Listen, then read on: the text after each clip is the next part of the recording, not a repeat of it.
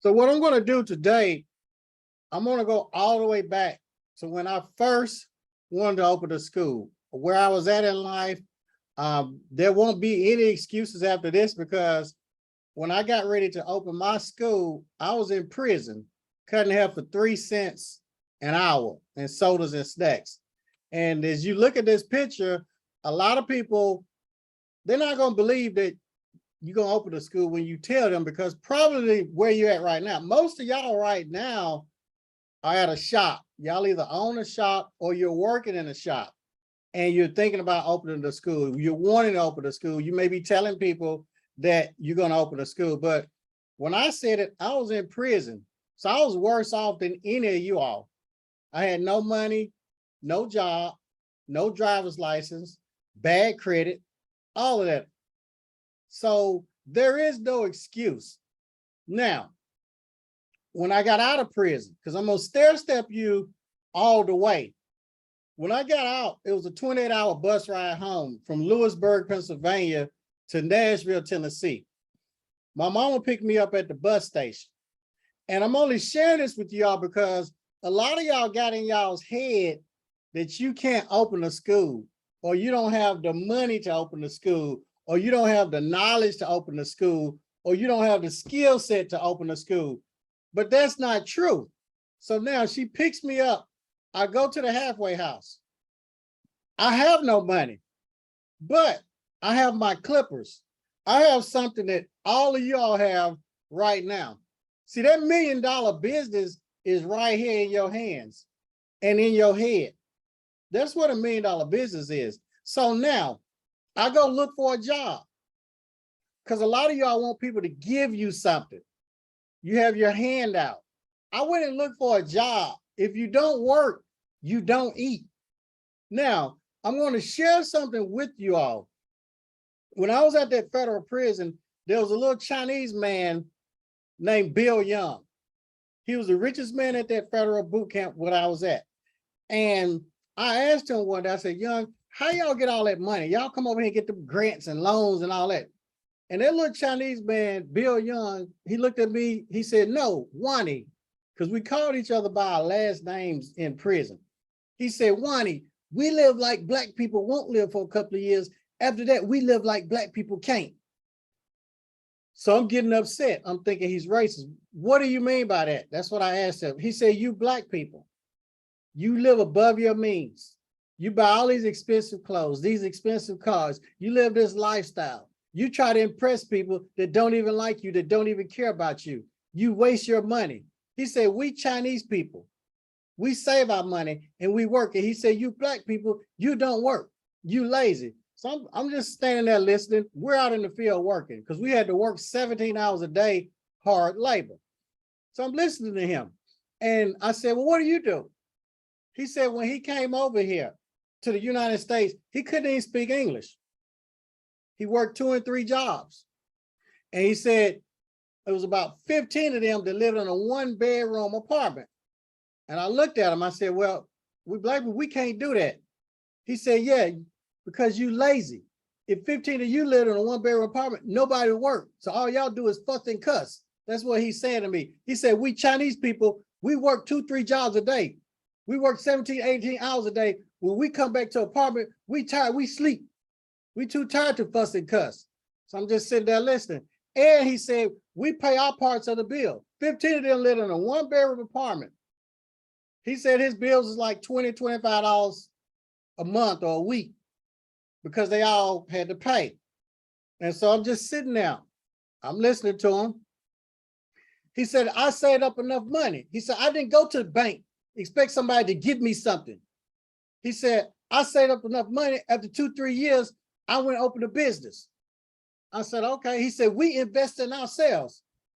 I said, what business did you do? He said, take a guess. I'm thinking, karate thing? He said, no. I said, a little beauty store? He said, no. I said, Chinese restaurant. He said, yes, Chinese restaurant. I know how to cook. So he said he went and rented a little hole in the wall restaurant. That's all he could afford, this building. And he said he moved in the back of that restaurant and took sponge baths, you know, in the sink every day. And he said he worked his butt off at that Chinese restaurant. And it was just him there at first. Then he hired other people. And I'm listening. I said, okay. He said, well, Chinese restaurant took off, started doing good after a while. I said, what'd you do with the money then?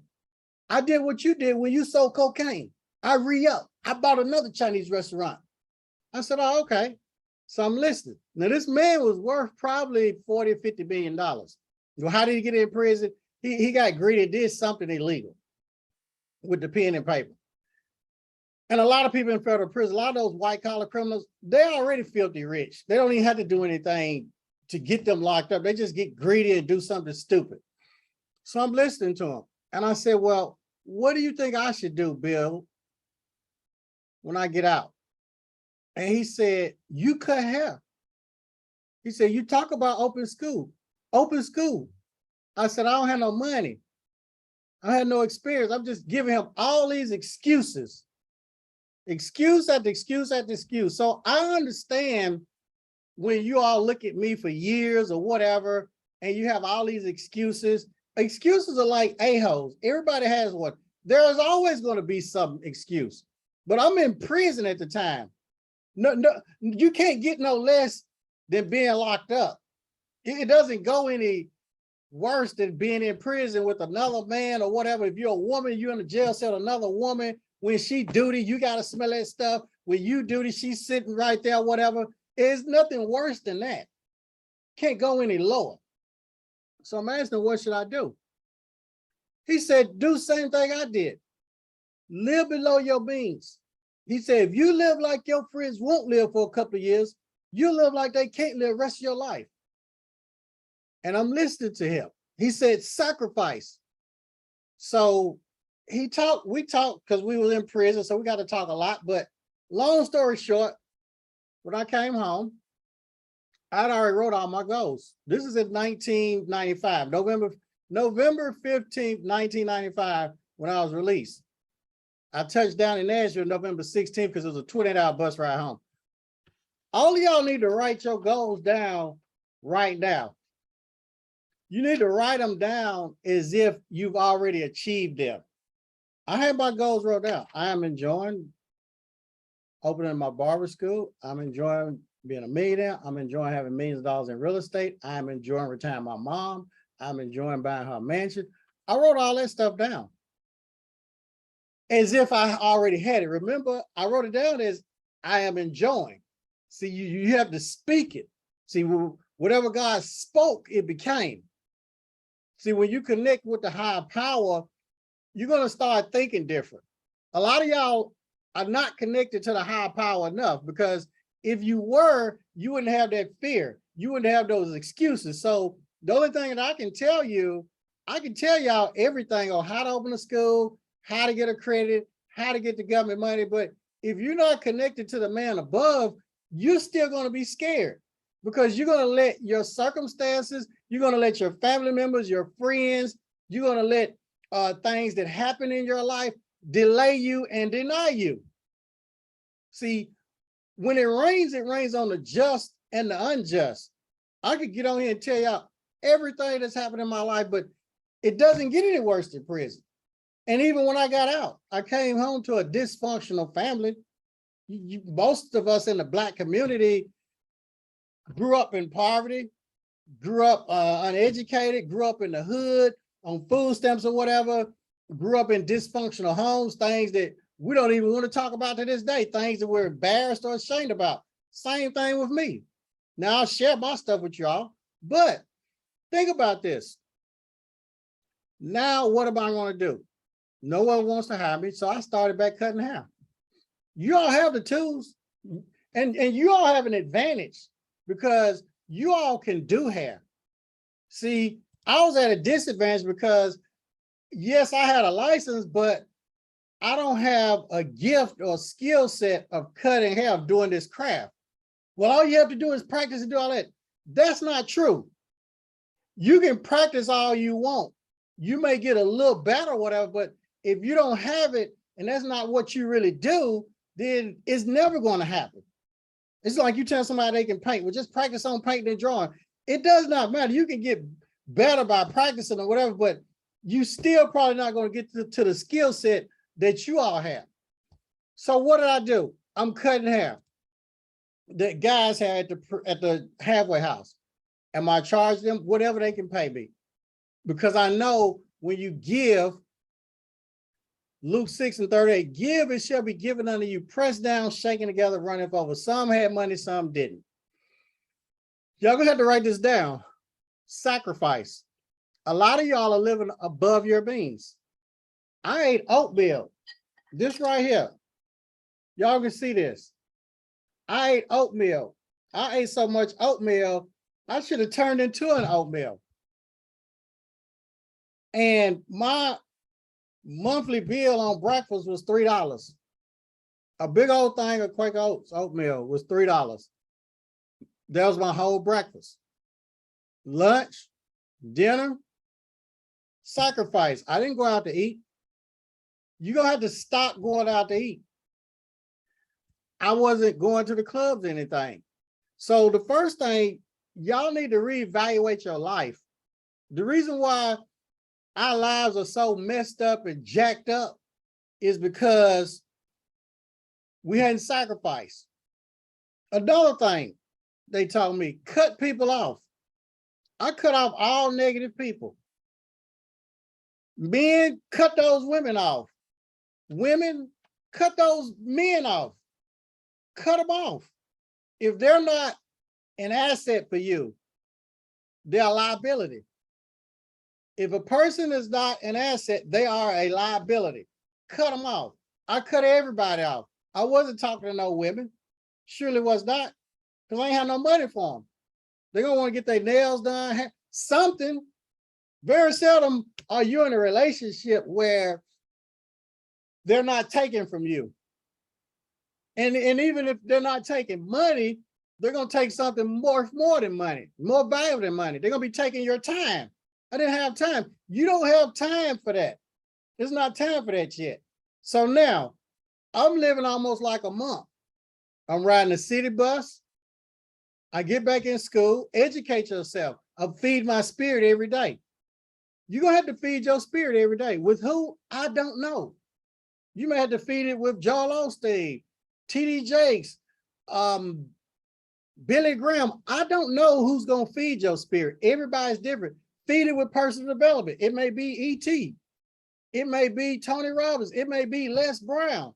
It may be Jim Rohn, Bob Proctor. I don't know who it's going to be, but you're going to have to feed that inside each day as much as you can.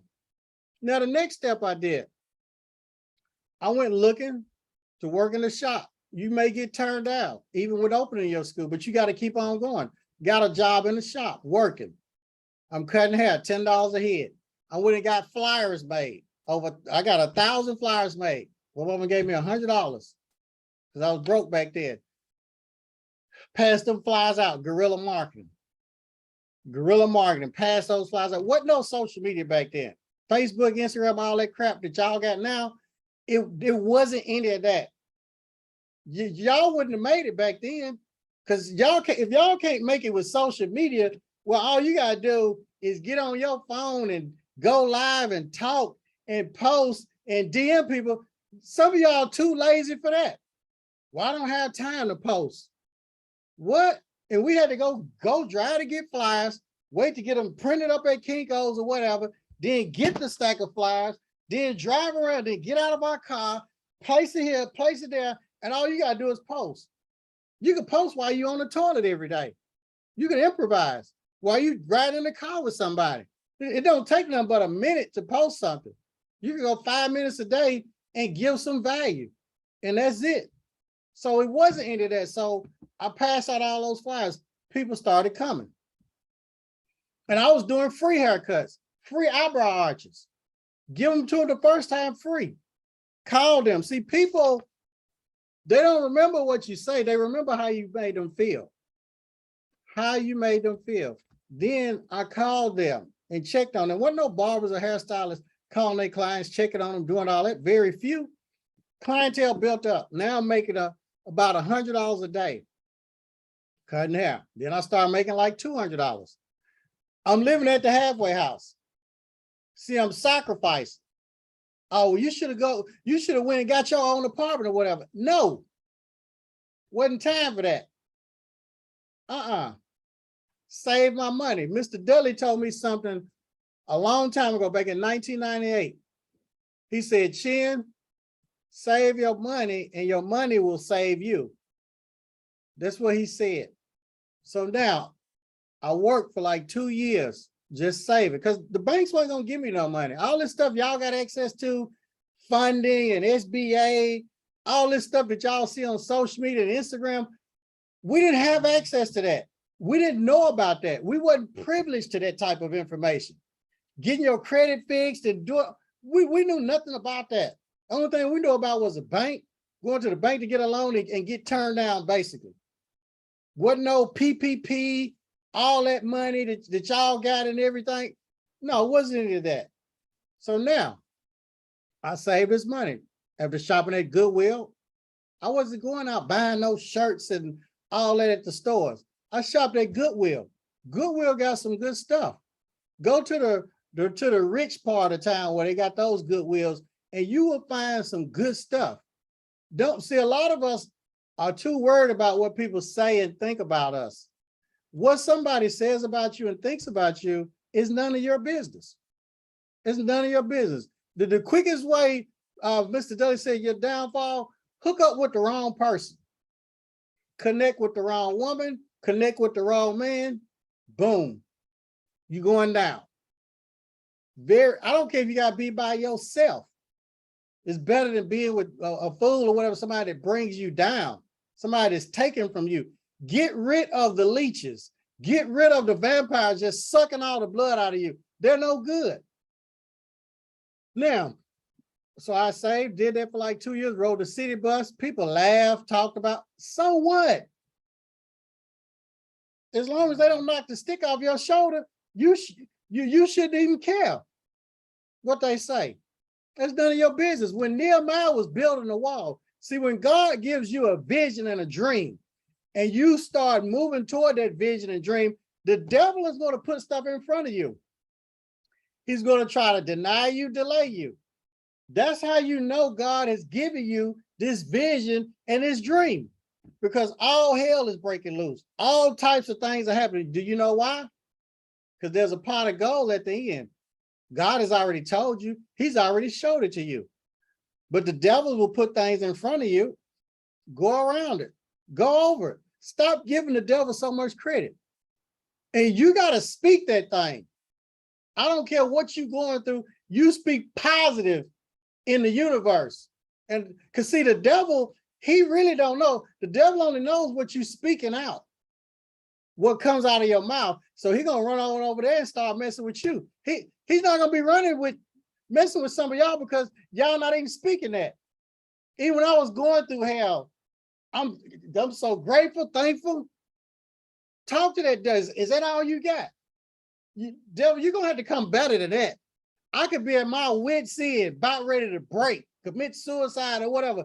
Devil, is that all you got? You're going to have to come harder than that. You're going to have to bring me some more. If you try to delay me or deny me, you're going to have to come harder. You're going to have to bring it.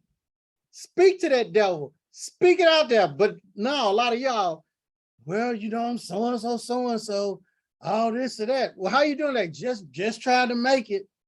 That's let the devil know you just barely making it. So he going to come on over here and make some more stuff. No, you got to speak positive all the time. I don't care what you do. Speak it positive. Even when I had 0 students. Thank you, God. You gave me 100 students. You said you was going to give me 200. I had 0 students, y'all, in the physical. But you got to speak that thing in the spiritual. The devil didn't know. He only knows what you said. That's how he knows. And so now that's why he's messing with you. People out, devil always on my back. Quit running your mouth. Quit talking negative. Some of y'all, well, you looking good. Oh, well, I'm still fat. Don't never call you down yourself. Speak positive. Hell, I may have a keg stomach like Santa Claus, but I'm enjoying having a 6-pack. Dang, I'm slim. Dang, I look good. Speak it to yourself. Don't speak down to yourself, and don't speak that in the universe. Do not do that. Well, I'm broke. Don't never say you broke. I'm overcoming the cash flow problem, but I'm not going to say I'm broke and put that in the universe, because whatever you put out there is going to grow. So stop talking like that. So now I go look for a builder. Hold on, I'm in the shop working. Yeah, I was in the shop working with 2 other guys. I'm in the shop working right here. About $5, $7 a haircut, making about $500 a week. This is way back in the day. It's some other barbers in there. They know I'm going to open the school. I told them.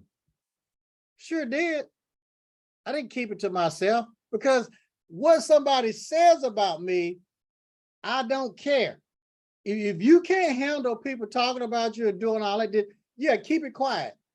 I didn't care. So now they start talking negative, because when you tell somebody you're going to do something that God has told you, they're going to talk a little different, the total opposite. You know why? God didn't tell them the dream. God didn't show them the vision. He told you, your own boyfriend, husband, wife, mama, kids, or whatever, it's not for them to believe it, because God didn't tell them. He didn't show them either. So why should they believe it? God told you, oh, I need to discuss this with my husband, my wife. Hey, God didn't tell them. Why are you going to discuss it with them? Because he didn't give them the vision, the dream. See, he didn't tell my mama. It was natural for my mom to say, well, baby, you know, you may just need to cut hair. You know, you may just need to do this. When I told her this stuff, I'm going to show y'all that video one day. She said she thought I was just dreaming. I recorded it probably about a year ago, 2 years ago. I asked her, do you remember when I showed you that piece of paper and I told you what you was going to do, and I told you what kind of house I was going to get you? She said, yeah, I thought you was just dreaming. Now, of course, she's my mama, so she's not going to say something to hurt her son's feelings. And that's another thing. A lot of times people that love you, they're really not going to say nothing to hurt your feelings. And it's not that they hate on you or don't want to see you do this. A lot of times they're looking at you in the physical, and they remember you as a child. They remember you in high school. They remember you after high school or college or whatever. So they're basing your dream of what you told them, they're basing that on your past. See, but they don't realize that God has already shown you this vision. God has already spoke to you. Your past does not dictate your future. You cannot let what has happened in your past. I don't care what's happened in your past. Welcome to the family. I don't care if you've been to prison. So what? I don't care if you've been molested. So what? I don't care if you went through a divorce. So what? I don't care if you got this disease. So what? I don't care if you've been in a bad relationship. So what? Hell, we all have been there and done that and got the t-shirt. So there's no excuse. Don't nobody want to hear about your pity party. We've all been to hell. When it rains on the just and unjust, 10%. We all know that ratio. I don't care if this happens to you. How you respond to it, that's what's going to determine your future. Doesn't matter if you're a convicted felon, no money, no job, black man, does not matter. What did God tell you? Now, quit listening to what man and woman has said. Quit basing your life on everybody else. What did God tell you? What did he show you in that vision and dream? And he's going to make it uncomfortable over here. See, when God wants you to move here to greater heights and move into your purpose and your vision, he's going to make it uncomfortable. He's going to make your job miserable. He's going to make your job a living hell if you don't do what God says. If you don't leave that shop, if you don't leave that relationship or whatever, he's going to make it a living hell.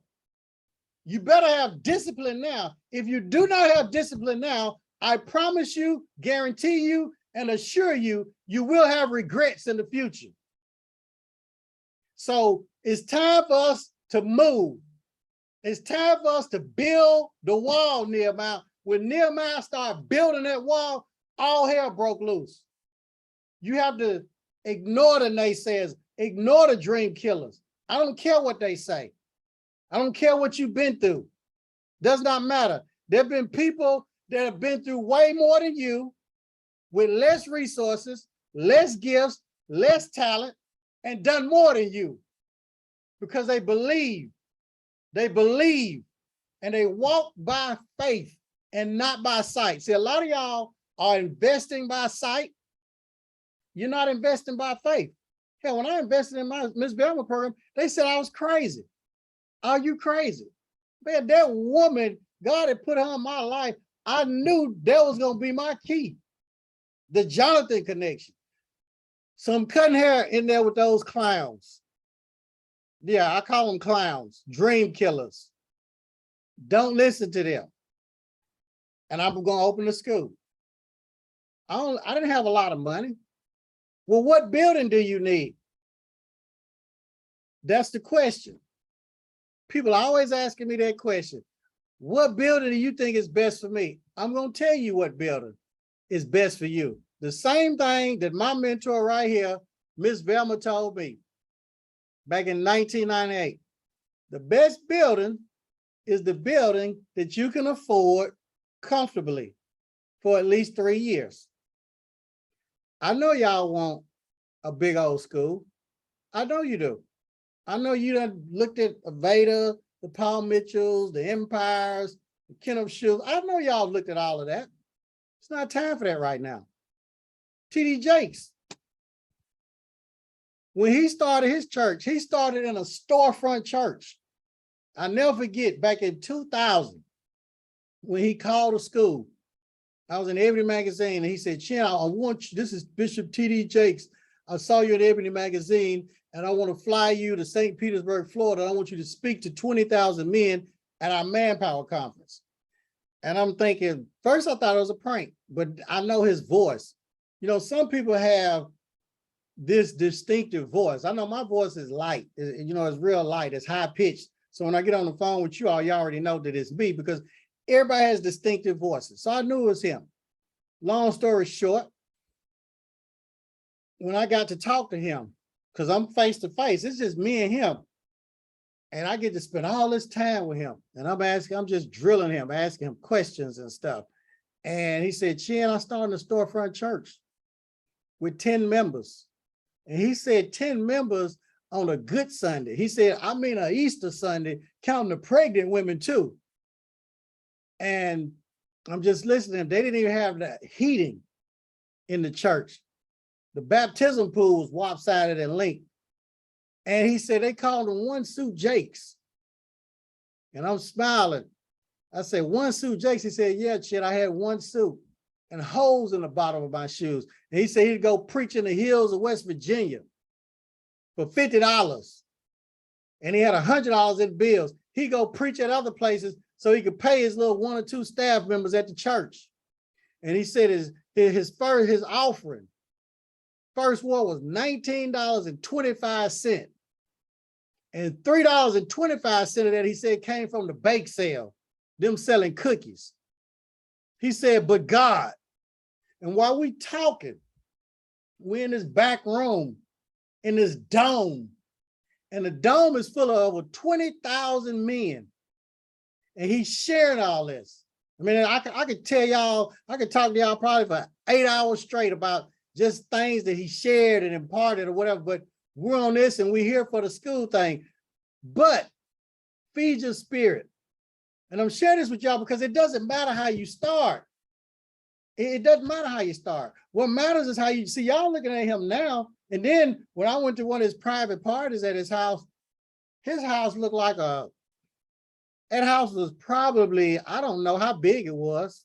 Maybe, I don't know how big a house was. The garage, all these different garages with all types of cars and trucks and everything. It looked like the president's house. And I remember him telling me that when he got his car repoed, and his wife looked at him and said, the devil is alive. And when his lights would get cut out, and he had to go down there and beg the people, the ladies, I'm gonna cut them off anyway. It does not matter how you start.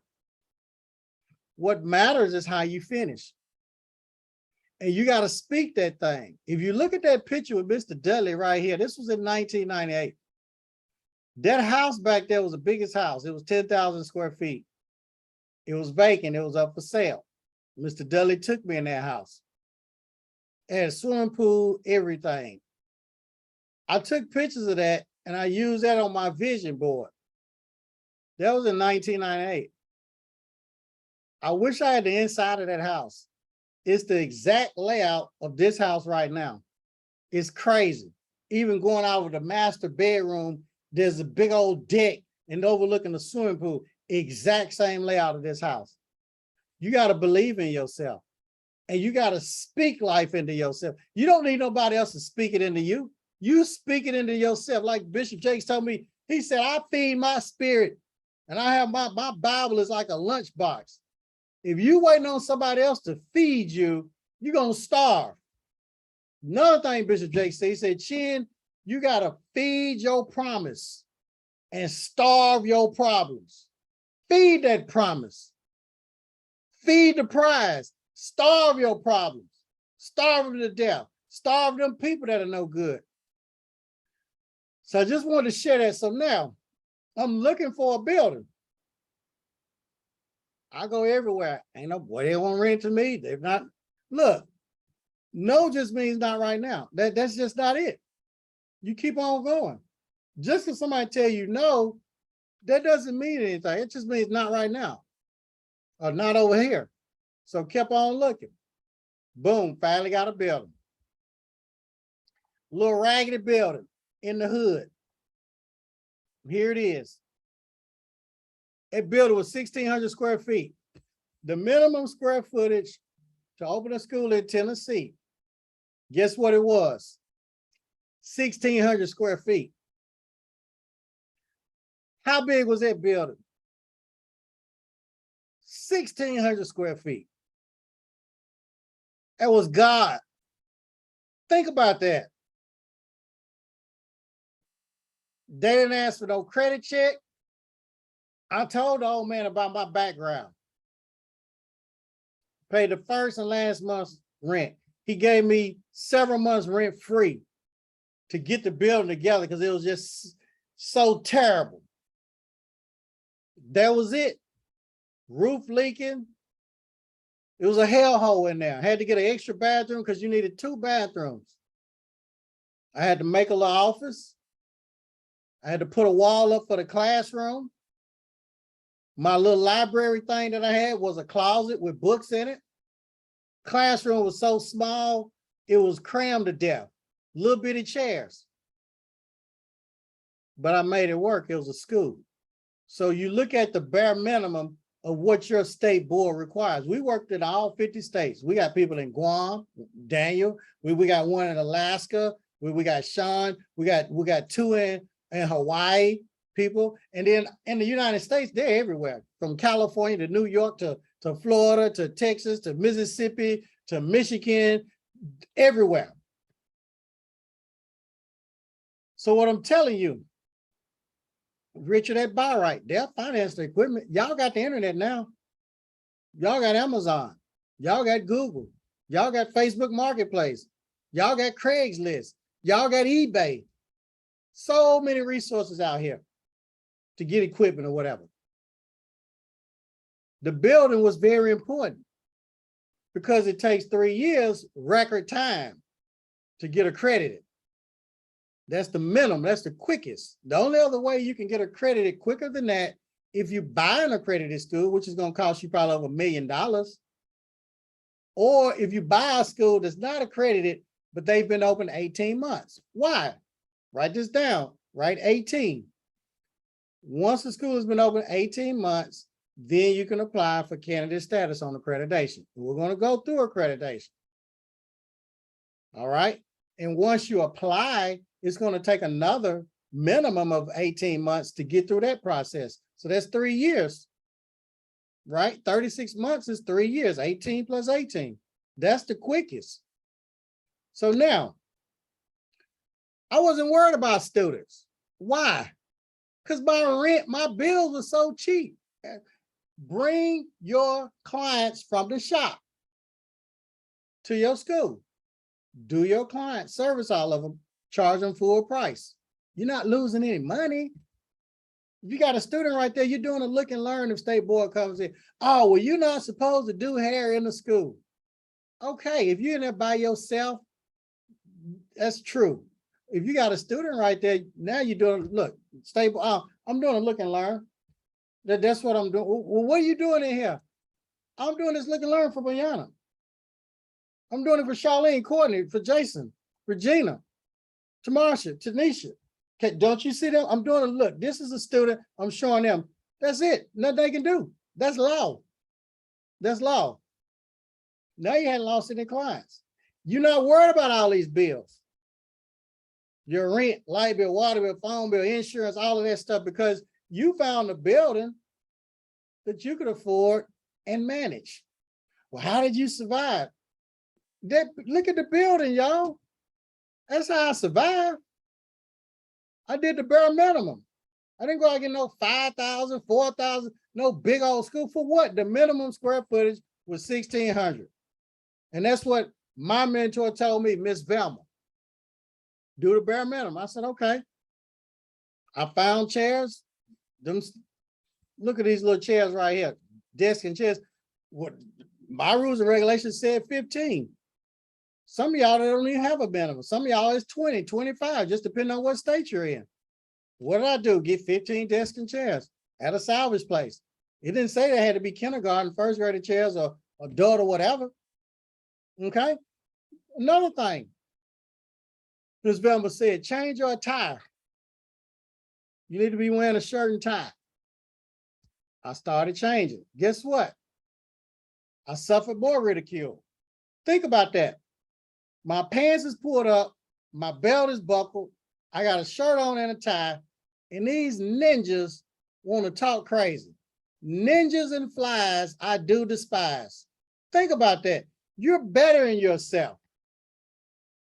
Ninjas always want to talk crazy when you bettering yourself.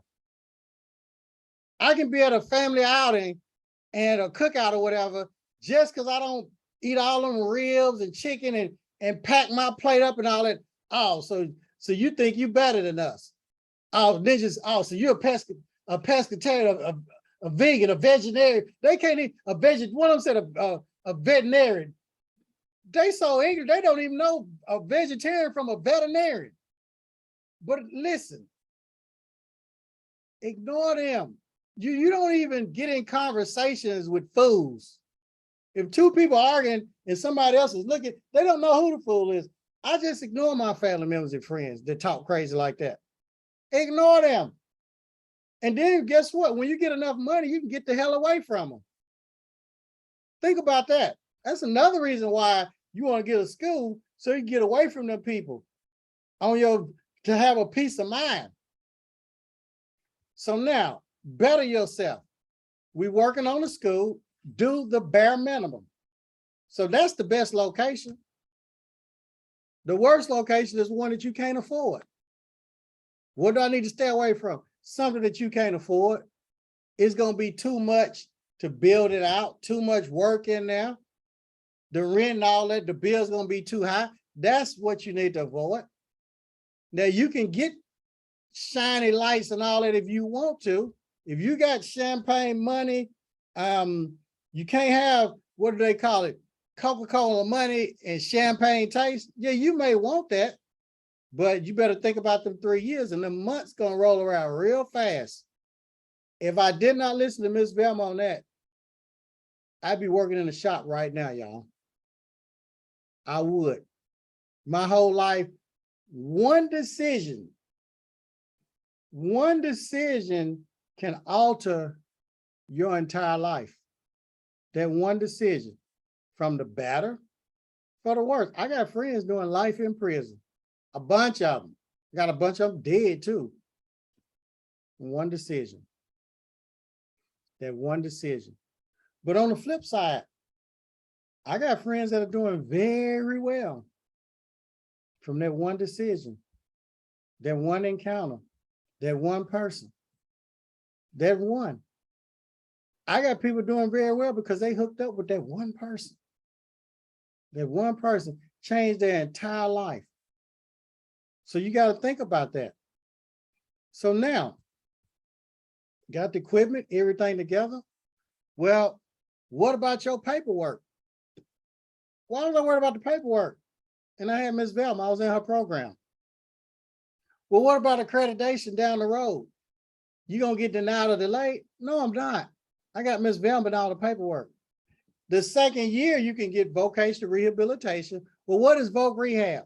Voc rehab is anybody that has a mental, physical, health, or dependency problem that's been documented by a doctor. There's a possibility that vocational rehabilitation will pay you for them, to teach them, pay you to school on them. Well, what about the GI Bill? That's people that's been in the military. The Army, Navy, Air Force, Marines, okay? That's the GI Bill. Your second year, if all your paperwork is good, you submit all that, you get approved. Now, 18 months, that's when you can apply with NACCAS. And we're going to go through that, and I'll share the screen and show you all that. And then another 18 months, you can get approved. So as far as the paperwork, well, what about the paperwork to submit to state board? Ms. Velma had all that. Well, they want a curriculum. So what? She gave me a curriculum. Oh, well, they want, you got to have an enrollment agreement. Okay. Ms. Velma got that. Oh, you got to show your satisfactory academic progress and your refund calculation policy and all them numbers. Look, she got that. Oh, well, you got to do a layout of the school. Well, she told me to just write some X's and O's. You need 15 chairs, 5 shampoo bowls, 3 hair dryers, and 2 nail stations. Write all that out where it's located on the right side, send it to her team to do it. Boom. I got approved through the state board. They come out and inspect. Well, what about when the student starts your school? Do you have the enrollment agreement with the correct verbiage and wording? Because you know, NACCAS is very finicky in the federal government. Yes. Well, what about your catalog? Ms. Velma already got it. Well, what about, you know, the orientation forms, the pre-orientation receipt and all of, and the other ones, and the advisory committee surveys, current student surveys, graduate. She had all that. Had my little manila folder, y'all. I went and printed out all the documents, a bunch of them, and I have my 4 or 5 documents in each blank folder. Boom. Student comes in. Hey, I'd fill it out for them. You sign right here. Put their name, last name first. With a black magic marker, boom. Paperwork, perfect. Now everybody's looking. How's this paperwork? Let's talk about the students. Well, how you gonna get students? I'm glad y'all asked. I knew y'all was gonna ask that question. I started with 0 students in the physical. 0 in the physical, but 200 in the spiritual. 0 in the physical. What did you do? What do you think I did? I passed out business cards and postcards everywhere, got busy, passed out over 1,000 free haircuts, gave out a couple of scholarships with some strict rules and regulations.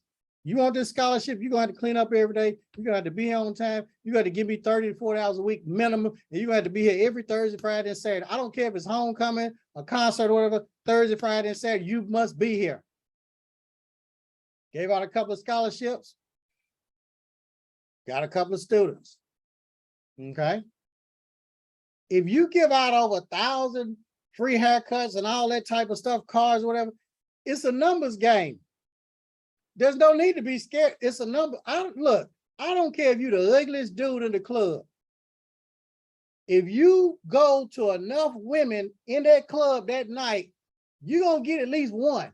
At least one. You may catch her slipping or drunk or going through a divorce or mad at a boyfriend or whatever. If you go to every last one of them in there, life is a numbers game. It's a numbers game. You don't even know how to play basketball. And you can hit a half-court shot. If you get enough chances to be at half-court and throw that ball toward that rim, I guarantee you, before you leave that day, one of them's going in. It's a numbers game. That's all it is. So if you got to contact 100 people to get one, contact 200 to get 2, contact 1,000 to get 10. It's a numbers game. Simple as that.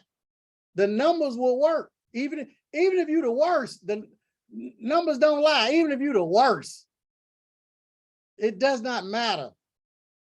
So you pass out, you give. You're going to get some people to come in, but if you keep it a secret, don't pass nothing out. And now, y'all have social media. Y'all can do Instagram. Hell, we can create a Facebook ad for you. Y'all see my ads all the time. You can stand on your head and spit wooden nickels out. Hey, we're enrolled. Now we're accepting students in school, and create an ad on that. That's the great thing about social media. The stupidest thing you do will attract the most people. The stupidest thing. So y'all have TikTok ads, Facebook ads, Instagram. Y'all go on here. Back then, we didn't have that. We did not have that. So you kept giving out. Go to daycare centers. Well, how you get clients? Easy. It's a school. You get to undercut everybody. Single parent moms, high school kids, college kids, people that come in the dollar store, give the lady the rest, a stack of cards to give them to the people that come in there. Go to the elderly homes, the special needs, people that's on a budget. Go out there and do public service. Send press releases to the news. We're doing free haircuts for all kids that da-da-da-da-da. Go to a church. Hey, we're going to give out a scholarship for pastor such and such. He'll bring you up in front of the church, and he get to pick somebody for the scholarship. Before you know it, other people in the church with money going to send their kids to your school and pay for them as students. I did that. Gave out a couple of scholarships at a couple of churches in the preacher's name. I went up there in my suit, and he was happy to give it to one of his church members. Before I knew it, other church members was sending their kids, their children, when they graduated from high school. Some of them had boys at home who wasn't doing nothing. Just like some of y'all on here probably got a son that ain't worth 2 dead flies, that's just sitting at home, don't want to work, eating up all the food and all that. They'd send them to the barber school. My school became a daycare center for them dudes. Their mama dropped them off in the car, then packed them a lunch. This dude 30, 40 years old. But they paid for him. Hell, they paid just to get the joke out of the house. And guess what? By them being around other black men, seeing them doing stuff, and me speaking life into them. See, a lot of times people done gave up on you. But if you get into an environment where somebody loves you and cares about you, and day in and day out, sooner or later it may click. And I had other women start sending their sons, and it wasn't even just a barber, it was like a transformation. Oh, my son's making up his bed. He's saying, yes, ma'am, no, ma'am. So you don't know. So start getting more students. But for months, y'all, I had 0 students in the physical. 0. And I'm preaching to God. God, you said you was going to give me 200 students. I only got 100 in here. People driving by thinking I'm crazy because I'm walking around my school talking. They think I'm talking to myself, but I'm talking to God. And talking to the devil because he's listening. He's listening too. So I got a morning class and a night class, Tanisha. Morning and night, Courtney. Morning and night, Jason, with 0 students. Regina, Tamarsha, Mayana, morning and night class. 0 students, Lisa, in the physical. State board came by a couple of times. Well, we ain't got your state board report in a couple of months. Hey, I ain't got no students. I ain't got no state, look, I ain't got no state board report to submit because I have no students. You know, every month you got to submit their hours and stuff. You haven't been submitting your hours. Hell, I ain't got no students to submit. But I will. Just wait. You're going to start getting these reports. And one day you're going to get a thick report with 200 students on there. I'm going to give y'all some work to do. So you just be happy right now. Well, got 1 student. Got 2. Thank you, God. See, when you plant that seed, some of y'all want the whole forest, but you ain't planted nothing. See, it's planting time right now. It's planting time. See, some of y'all want to reap a harvest and you ain't planted nothing. Some of y'all want to pick fruit. It's not time to pick fruit. if you have not planted the tree on solid, good, fertile ground and start watering it. And what I mean by that, get the negative people away. See, God is not going to bless you as long as you got that negative ninja in your life. That boyfriend, girlfriend, husband, whoever. See, some of y'all been working hard, but God ain't going to bless no mess. See, he gives the increase. It ain't about how hard you work. No, it's not about how hard you work. No, it's not. See, when God blesses you, your cup is going to run over.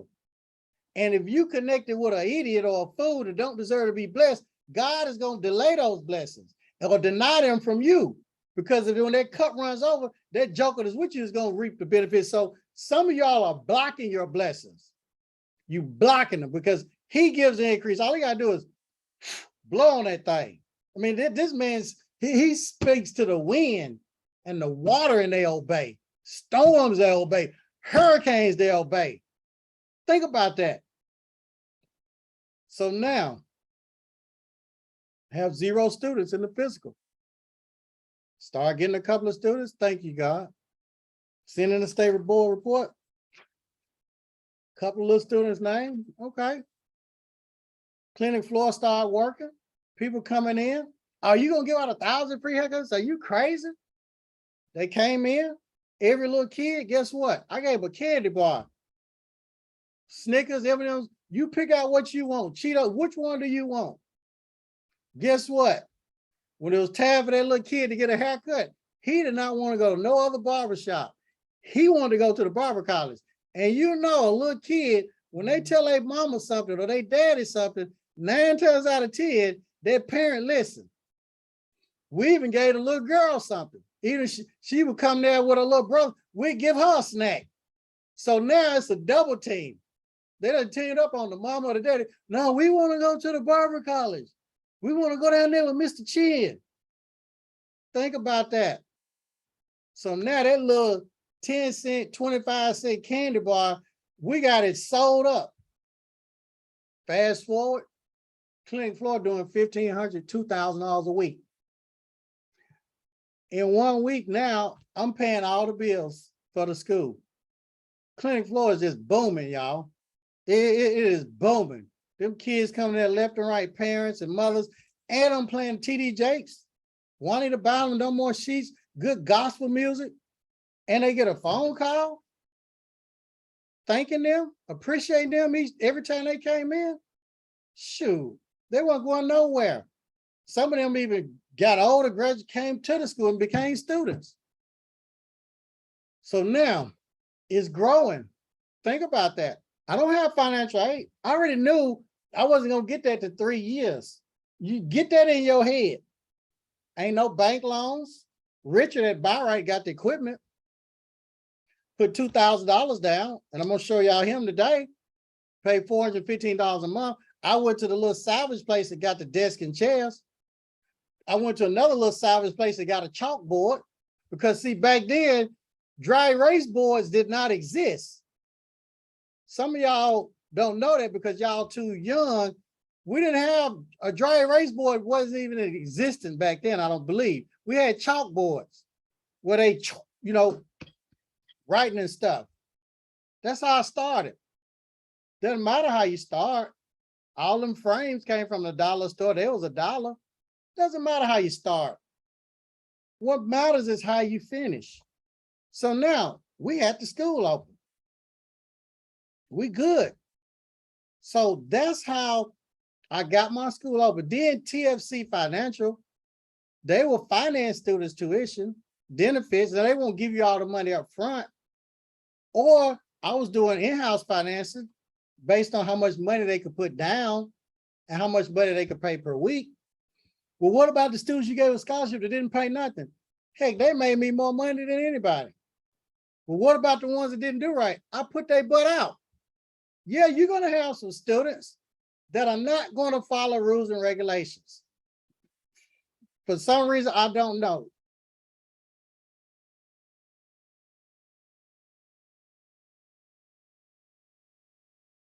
Now, think about that. And what we're going to do, it is, I said we're gonna take a break at 10:15. So we're gonna take our 15-minute break right now, and then we're gonna start this back. So I'm gonna pause.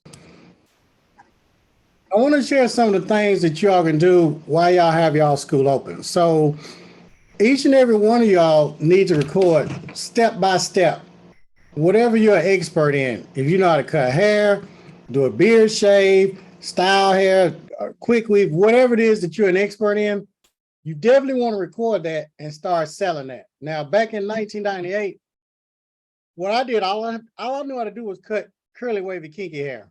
So I recorded, I had a big fat camcorder I bought from Circuit City for like $500. The lighting was no good. I mean, this videotape, it was the worst clipper cutting video ever that I thought. I sold that at Bronner Brothers Hair Show. That was years ago, back in 1998. Bronner Brothers used to have a show, and I got a booth and sold a bunch of those. So you all can start selling your information, your expertise. Now y'all got, you can put it on Thinkific. That's a platform. You can put it on Kajabi, Teachable. There are a lot of platforms out here, digital platforms where you can sell digital content, where you upload your video, people click a link, they purchase it. When it goes in your account, it gives them access to watch those video trainings. Another thing, on Sundays and Mondays, I would have 2-day classes for hairstylists. I used to have a lot of hairstylists. A lot of Caucasians would come and take an advanced class that I had made up myself, how to cut curly, wavy, kinky hair and remove the weight line, step by step. So they would come for those 2 days. And I was charging them, it might have been $400 or $500, but that was extra income for the school. Your kits and all of that, you're going to be able to get that equipment at wholesale prices. You can retail that not only to the students, but to the public. And your books, you're going to get them at a discounted price. So you'll retail those to the students. You're going to have your vending machines, the chips, the M&Ms, the cookies and all of that, the sodas, buy them from Sam's or Costco, retail that. So you're just not making money from your clinic floor services and your tuition. There are a lot of other ways that you're going to be able to generate income also when you have that school. So now we have a school, time progress. Okay, I told you all when you could get vocational rehabilitation, that money, and when you can get the GI Bill. Now, accreditation came. Ms. Velma, remember, I was in her program, all the paperwork, these institutional self-studies, y'all haven't made because all y'all have to do is click a button and it downloads, and y'all just got to put y'all's name on stuff. So that's easy. Back then, they had to retype everything, got accredited the 3rd year. I was still at this building. Got about $600 and something thousand that year. $600 something thousand that year. My bills at that place was less than $100,000 a year. Way less than $100,000 a year. And remember, I had a morning class, night class. Then I hired another instructor. See, when I first started out, I was a janitor, theory instructor, practical floor instructor, toilet bowl cleaner, admissions rep, front desk operator. I was everything. So you have to think about it. It does not matter how you start. What matters is how you finish. And it's not a long process. See, even when I tell y'all about accreditation, 3 years, oh, that's a long time. Well, imagine, I just want y'all to close y'all's eyes. And I'll open them if you want. Imagine Mariana, Charlene, Courtney, Jason, Lisa, Michelle, Regina, Tamarsha, Tanisha. Imagine if y'all opened a school today and I went and opened a shop. 3 years go by. Time flying. Time flies. Think about 3 years back. 3 years go by and now you're accredited. But you took all your clients from the shop. Now you're servicing them in the school because you only got to teach theory an hour a day. Then the rest of the day is just clinic floor work, like a barber beauty shop or whatever. Now you all are accredited. Guess where I'm at? still in the shop. 5 years go by, y'all. 5 years go by. All of the stylists, barbers, they laughed at you when you opened that school. Guess where they still at? Now you've been getting financial aid for 2 years. Where are they? Anybody know? That's right. Still in the shop. 10 years go by. Where are they at? Still in the shop. Now y'all rich by filthy rich. 20 years go by. 30 years. Some of y'all have already been in the industry for over 30 years. Michelle Barnes has been in over 30 years. She's a school owner now. School owner now. Michelle Barnes went through the worst thing that you can go through. Her mom passed while she was in the process of getting her school open. Think about that. Your mom passes, things are going to happen, but she got back in the race. Now her mama's looking down on her, looking at this school, looking at her daughter. It's a blessing. See, you all can do this. So now we're accredited. You get government money. Okay, what's it like? Let's talk about the government funded. And then we're going to go back to accreditation. We could talk about the accreditation with NACCAS. What does that entail, the NACCAS accreditation? Let's talk about that. This is the NACCAS website. You all can go through this on your spare time. So the first thing, you want to go to the workshop. Now, they have about 4 workshops per year. The next workshop we're looking at is December 4th and 5th. That's going to be in New Orleans. Then they got one in June of next year. That's in DC. Then September of next year in Las Vegas. Then another one in Austin. So that's the NACCAS workshop. When do you want to attend the workshop? Probably about 14 or 15 months after your school has been open. Why that? Because when you fill out your application, your first application with NACCAS, that's for candidate status.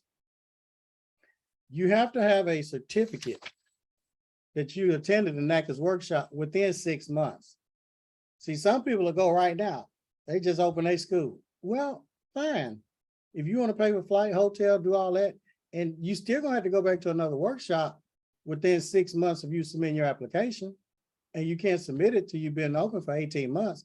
So that's why I tell people maybe 14, 15 months somewhere, 16, 17 months, go to the workshop.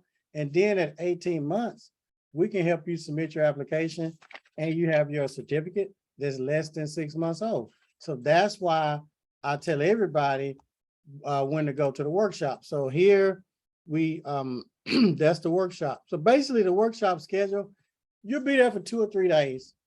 They're going to do a PowerPoint. They're going to go through all this stuff, probably 200. They're going to give you a 200-page booklet. And then they're going to tell you to go back home and do this institutional self-study, which is about 300 to 400 pages. And I'll show y'all an example of one of those today. So let's talk about the accreditation steps. So these are the steps to accreditation. A lot of people are going to tell you a bunch of different things about accreditation. But what I want to do, I want to share with you all the steps to accreditation, because y'all need to be able to see it for yourself, because there's going to be a lot of people out there that's going to say different things. And the last thing, I don't want you all being misled by people telling you things that are not true. So what I'm going to do, I'm going to show you all this so you can see it for yourself. I want y'all to be able to see this for yourself. So when somebody tells you this or tells you that, you already know without a shadow of a doubt, because you've already been on the NACCAS website and you've already seen this. So that's what I'm going to do. So let me share this with you all, the steps to accreditation, because I know a lot of you all want to know about the steps to accreditation. So let's go back here. Okay, so that screen keeps on rolling around in circles. So what I'm going to do, I'm going to stop that share, and then I'm going to share because I already got that saved on another screen. So let's go steps to accreditation, which is here. Let's make this bigger. All right, hopefully y'all can see that. Now, so let's talk about the steps. Basic eligibility. So first, you got to get approved by the state board to be open and recognized as a school. That's why a lot of people that say they just want to teach online and all of that stuff. And I'm gonna give all of y'all have access to this copy. People say, well, I just want to teach this course right here. Well, if it's not approved by the state board, you won't be able to get it accredited and you won't be able to get financial aid. So step one, you got to make sure that the course is approved by the state board. In some states, natural hair or braiding, some states it's not approved by the state board. You know, it's not even recognized. So you first must make sure that whatever program you're going to teach is recognized by your state board. That's here. Okay. A lot of people say, well, Chin, how many students you got to have to go through accreditation? You got to have a whole bunch of students. No, that's something y'all done heard. That's a myth.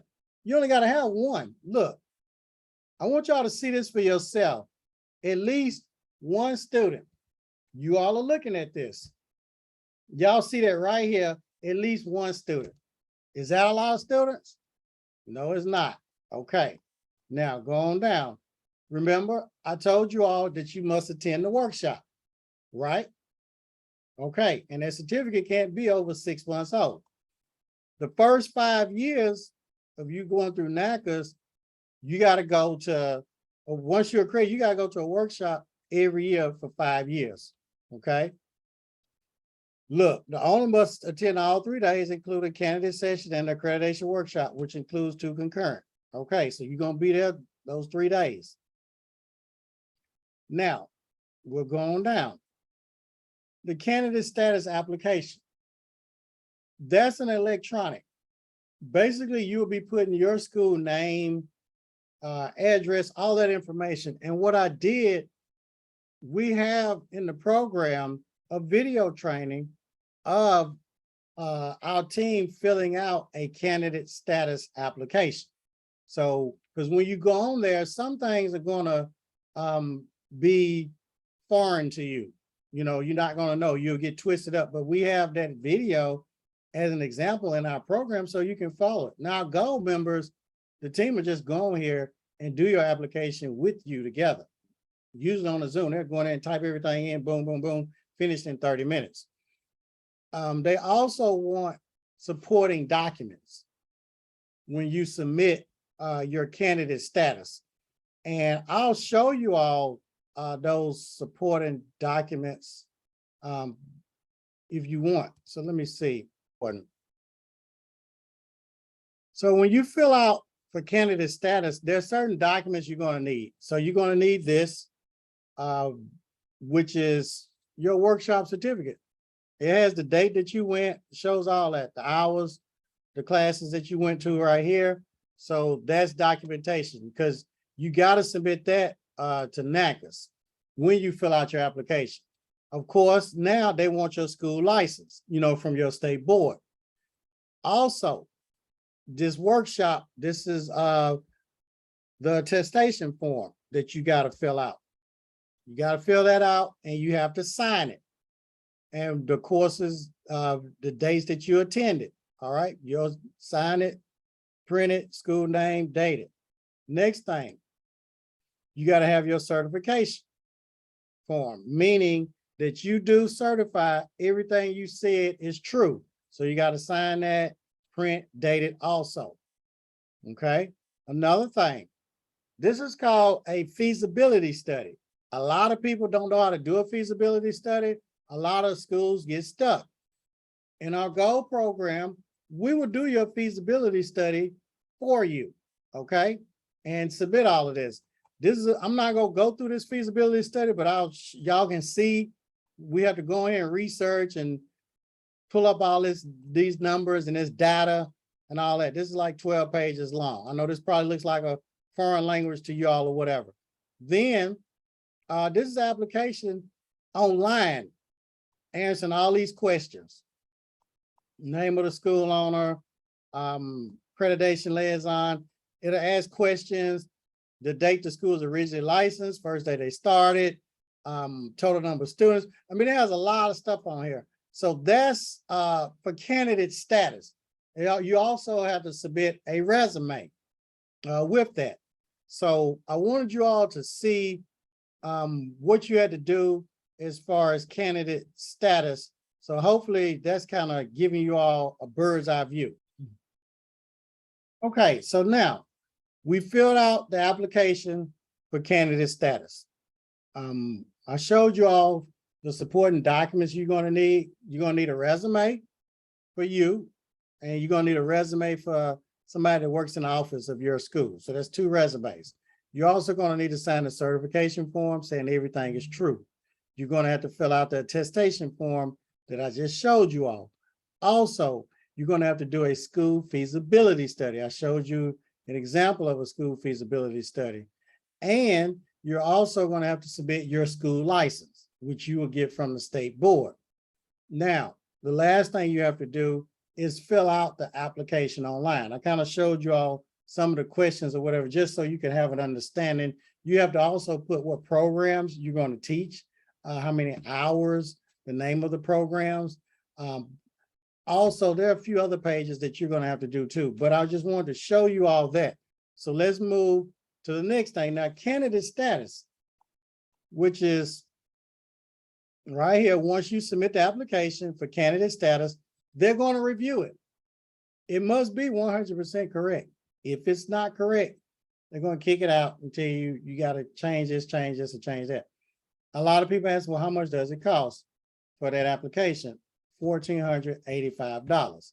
How much is the workshop? When you go to the workshop, $525. If you wait and procrastinate, the closer it gets to the workshop, the more they go up. If you wait to the last date, it may be $925 if you pay at the door. Sometimes they're sold out. Now, also, when you submit your candidate status, there's something called annual fees.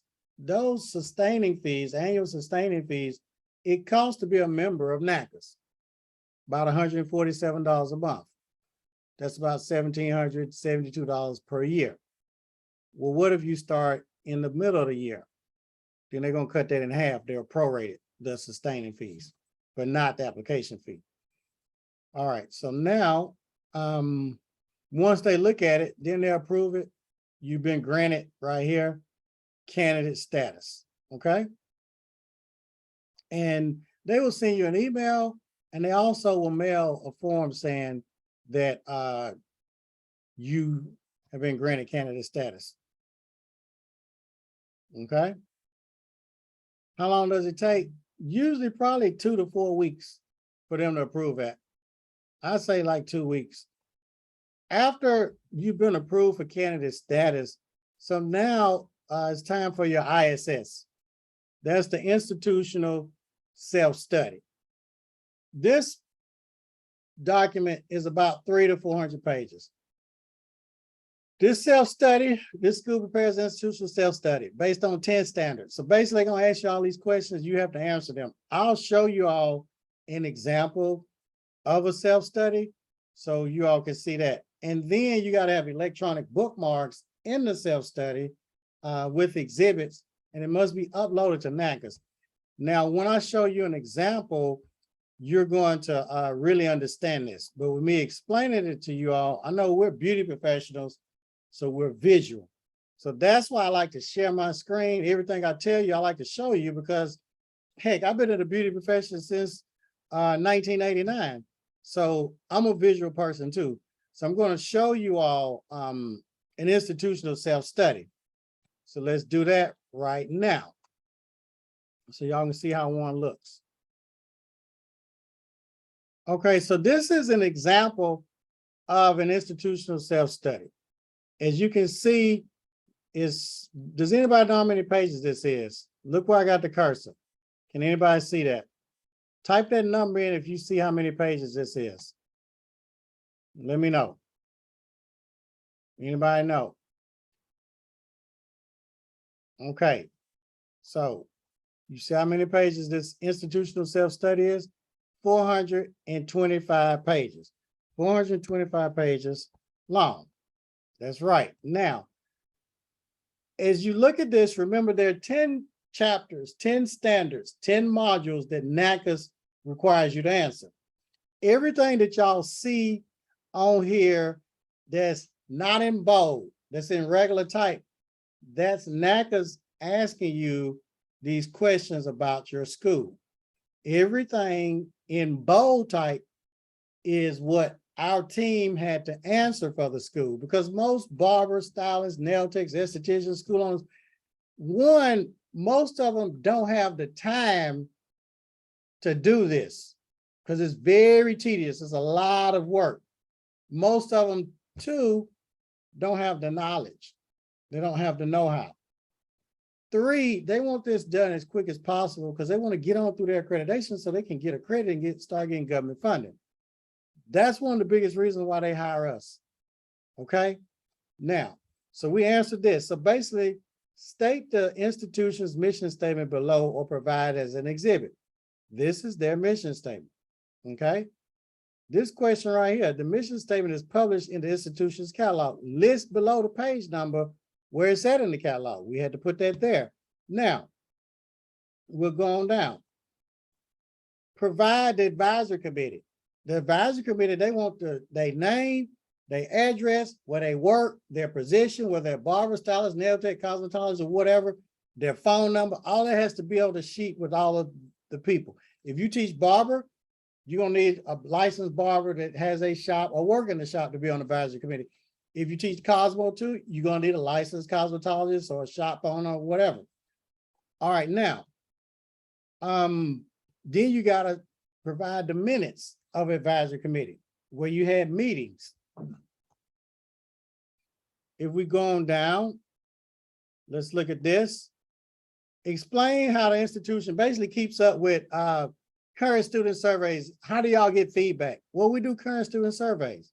Now, it says exhibit 1.8. Okay, so basically what we have to do, these electronic bookmarks to the left, our team set that up in Adobe Acrobat. NACCAS will tell you to do this, set up, you can do it in Adobe Acrobat or whatever. But what NACCAS doesn't realize, they're not a school owner operating a school, dealing with students, teaching, paying bills, dealing with clients, dealing with home life, and they trying to figure out how to set up this Adobe Acrobat with bookmarks and all that stuff. And every time you put, like, see exhibit 1.8, you have to go over here and have these bookmarks. So watch this. When I click on exhibit 1.8, it has to go to that page. And that's tedious and tricky. Watch. You see how I clicked on exhibit 1.8 and it went there? Let me show y'all something else. Go back up here. Now this, for the graduates, explain below how you get feedback from graduates. We have graduates fill out the surveys. We conduct phone surveys and all that. So the team had to type that out, highlight it, bold it, type in exhibit 1.9. They had to upload the graduate surveys. See, y'all got it easy. All y'all got to do is email. Courtney, email us all the graduate surveys. Email us your current student surveys. And the team takes that and does all this. So now we had to upload that in the proper place and go over here and bookmark and put graduate surveys. You see right here, watch this. Boom, it went to graduate survey. This is all through the 425 pages. If you don't do all this, guess what? They're gonna kick it out. Now, I'm not gonna go through this entire ISS, but I just wanted you all to see that so you all can get an understanding. Now, it's 400 something pages long. It's a lot. If we go to chapter 7, module 7, however you want to call it, standard 7, instructional space and facilities. If we go down here and right here, where it says describe below the sign, indicating all work by supervised students, you got to have that sign in the school. If we go on down, provide a photograph of your outside sign. They want to see your outside sign. So what we'll have to do, we gotta say, look, Miana, Charlene, Courtney, Jason, Lisa, Michelle, Regina, Tanisha, Charmisha, and Tanisha.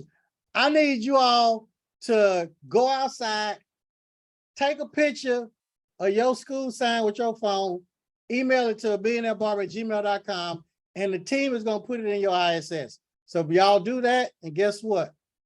We have an exhibit here, and when we click on that exhibit, boom, it goes here to their outside sign. You see that? Now, don't get scared. Don't be, oh, that's a lot. I understand. Well, how did you do it, Chin? Ms. Belma, her team did it. I didn't do it. They did it. They submitted that ISS. That's how I got accredited in 3 years. That's how I got where I am today. I didn't try to do that myself. I'm not a fool. I'm not stupid. I may only scored 15 on ACT and did and all of that, but I have sense enough to hire an expert. Simple as that. So that's why I'm not gonna say I program, Ms. Belma's program. That lady knew what she was doing. I thank God for her. So that's an institutional self-study. Let's go back to where we were. We were talking about that. So with the bookmarking and everything. So I showed you all of that. So we'll keep going. So now, once that's done, we submit that to NACCAS. And guess what? They look at it. There are a lot of schools out here that try to do it themselves. I laugh at them.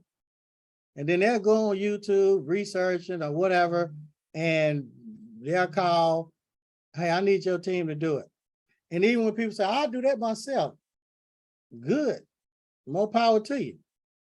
They give you 2 years in candidate status to submit that ISS. They know it's a lot of work. Well, how long does it take y'all to do it? I tell everybody 30 days. Now, there was one lady that called one night. She had procrastinated for 2 years, because when you're scared of something or fearful, a lot of times we procrastinate. For 2 years, this lady procrastinated. She waited till the day before the last day because she was going to have to start all over again. She needed her ISS done within 24 hours. The team got together. We stayed up all day, but we got it done. So now, once that's done, now you can request your candidate consultation visit. You uploaded the ISS, they've looked at it, everything is good. You can request your visit. All right. Do you want to see what a candidate consultation visit form looks like? Yes or no? Let me know if y'all want to see what that looks like. If you want to see what, okay. So now this is what I'm going to do. I'm going to show y'all what a candidate consultation form looks like. Okay, so this is a candidate consultation visit request. Remember, we've already submitted our paperwork. We did the candidate application, okay? We paid our application fee. We paid our sustaining fees. Now we went online, filled out the application. We submitted the supporting documents. You remember the certification form, the attestation form, the feasibility study, and all of those documents. We got approved for that. Now we submitted our ISS, that 300 to 400 page document with the bookmarks. They looked at that, that's fine. Now we can request our first visit, the candidate consultation visit. You have to fill out this form. Really easy. Well, how much does it cost? $2,425 for that visit. Okay, so you fill this out and then you sign it, date it, and you upload that to the NACCAS portal. They'll give you your own portal, which you'll have a username and password that you'll create. So you upload that and pay the fee. All right, now, once that's done, NACCAS is going to send you like a checklist of what they want to look at when they come out for the candidate consultation visit. Now, this candidate consultation visit, there's no need to be scared. NACCAS is not going to write you up and get you in trouble and do all that stuff. That's just a friendly visit for them to come out. Simple as that. Just a friendly visit to come out to see what you need to tighten up on. That's it, which is really good. So now I'll show you all a checklist of that too. Okay, so we submitted our application for our first visit. This is a checklist. So they're not trying to catch you doing something or whatever. NACCAS, they really want to help you. Now, so this checklist, upon the receipt of this checklist, you've already sent the ISS. If any revisions, you've done those. Okay. Now, they have webinars that you can look at too. All right. So now let's go down here. Let's go down here. All right. You done already sent in pre-visit survey, all of that stuff. Well, what is the team gonna be looking at? Okay, look at this. The institution must provide all required documents listed under the checklist document submission, minimum required bookmarks. On the day of the on-site evaluation, the institution will have until 3 p.m. to provide any additional documentation. Now, even on your final visit, you have until 3 o'clock to present any documents that you can't find or don't have. NACCAS will give you time to have them. That's why it's great to be in the gold program, because if there are documents you can't find or whatever, you can call us and we'll help you with them. Our team, they'll be on standby that day and just email it right to you. Okay, so what they're gonna ask before they come, student list. You're gonna have to send in a list of all your current students, the date it was run, and on that list, it's gotta be a spreadsheet. When the student started, what course they're in, how many hours they got, how many scheduled hours, and even in the leave of absence. You also gonna have to have another sheet with all the graduates. NACCAS wants to know all the students that graduated within the past 12 months. You gotta have their start date, what course they enrolled in, their graduation date. You see that? And the scheduled graduation date. Also, the third list that NACCAS wants, all the students that have been terminated or withdrawn the past 12 months. They want to know those students' start date, their last day of attendance, when you withdrew them, how many hours they had when they withdrew, how many scheduled hours they had. So you're going to have to send that to NACCAS. Why do you have to send that to NACCAS? Because when NACCAS comes out to your school, they're going to have that list. They're going to highlight 2 or 3, 4 or 5 in each one. They may highlight 3 or 4 currently attending. Go get that file for us. The graduates, they'll highlight 3 or 4 or whatever. Go get that file, these students' files. So that's why you want to make sure all your files are in compliance, because you don't know which ones they're going to highlight. Hopefully that makes sense. All right. Now, I talked about the checklist and these required bookmarks.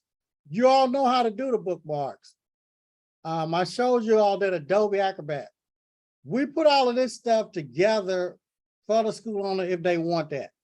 The cross-reference, leave of absence, I'm not going to go through all that because this is stuff that's in the ISS and it just has to be pulled out. So that's all. This has already been done because it's in the ISS. It just has to be pulled out and given to NACCAS. And that's for the final visit. So let me show you all. Let's go back to where we were. Okay, so we went over the candidate consultation visit form. You know how much that costs? $2,425. Y'all can be adding stuff up. You've already spent $525 to go to the workshop, plus your hotel and food. Okay, then your sustaining fees each year, there's about $1,777, something like that, plus the application fee, $1,485. The great thing about NACCAS fees, you don't have to pay all these fees at one time. They're at different times. Now, we ready for our candidate consultation visit. How much was that? $2,425. Okay. So all this is not at one time, they're at different times. They come out and visit. Okay. Here it is. They travel out. It's usually within 3 to 6 months. See, when you submit your application, they're not coming right out. It's going to be 3 to 6 months. Well, why they wait so long? That's just their policy. We can do your paperwork. We already have all your paperwork done. It's just a matter of waiting on NACCAS. That's why I tell y'all, once y'all submit your application, it's going to take another 18 months. And that's having all your paperwork on time beforehand. All right. So now they come out, inspect or whatever for the candidate consultation. After the visit, within 21 days, they'll send you a little report saying, hey, you need to correct this, or you need to tighten up on this, or do that. You make those changes to your ISS and all of that, put the bookmarks in, and submit it back to NACCAS. Okay. Now, once you've done that, they look at it, that's approved. Now you're ready for your application for initial accreditation. This is a long application. Also, you got to have your CPA to submit your most recent financial statements for your school. We're not CPAs. I refer y'all to CPAs, people that do that. Some of y'all have seen on my lives. I've even put a lot of them on YouTube with the contact person so y'all can reach out to them. Now, if you want to see an application for initial accreditation, I'll show you one. Just let me know if you all want to see that.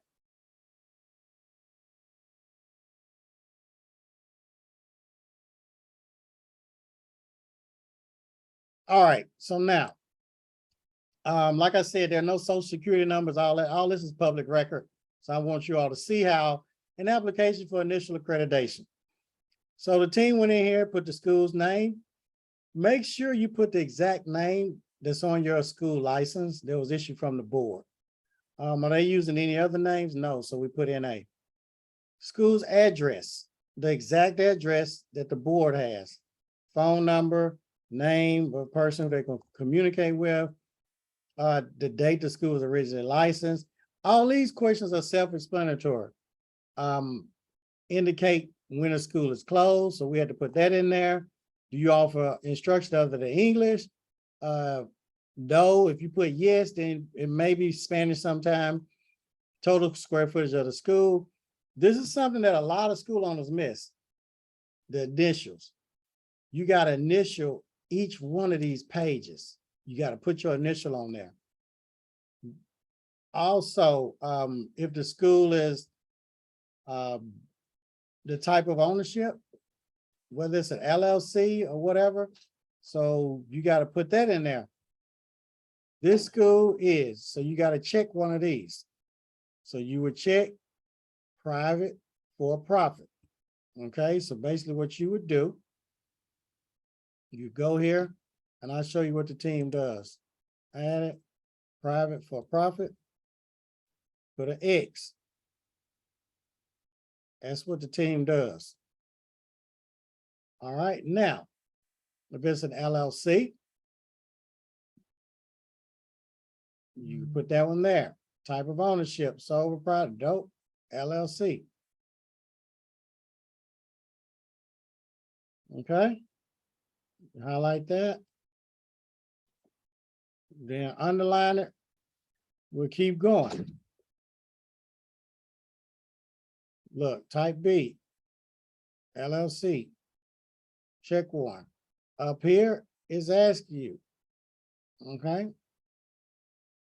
Now, going down, all this is self-explanatory. Who owns it, what percentage, your phone number, your email. Remember to put those initials. Another mistake they make, your reference number, NACCAS is going to give you a reference number. That's your school identification number. Anytime you submit something to NACCAS, you got to put your identification number. NACCAS will give you that once you get approved for a candidate consultation. All right. When you fill this out, you also got to put when they came to your school for your first visit, because you get 2 visits. All right. So now I'm not going to go through this whole application, but basically here, the team had to go in here and they had to put all this in. The hours of the program, the weeks, okay, what the teach in English, if they got distance education, how much it costs. They had to put all this stuff in here. So basically, that was done. And then you got to have attachments. They got some required attachments. What you got to attach? Guess what? You got to do bookmarks. You got to have your workshop certificate. Okay. You got to also put your ISS in here, that institutional self-study.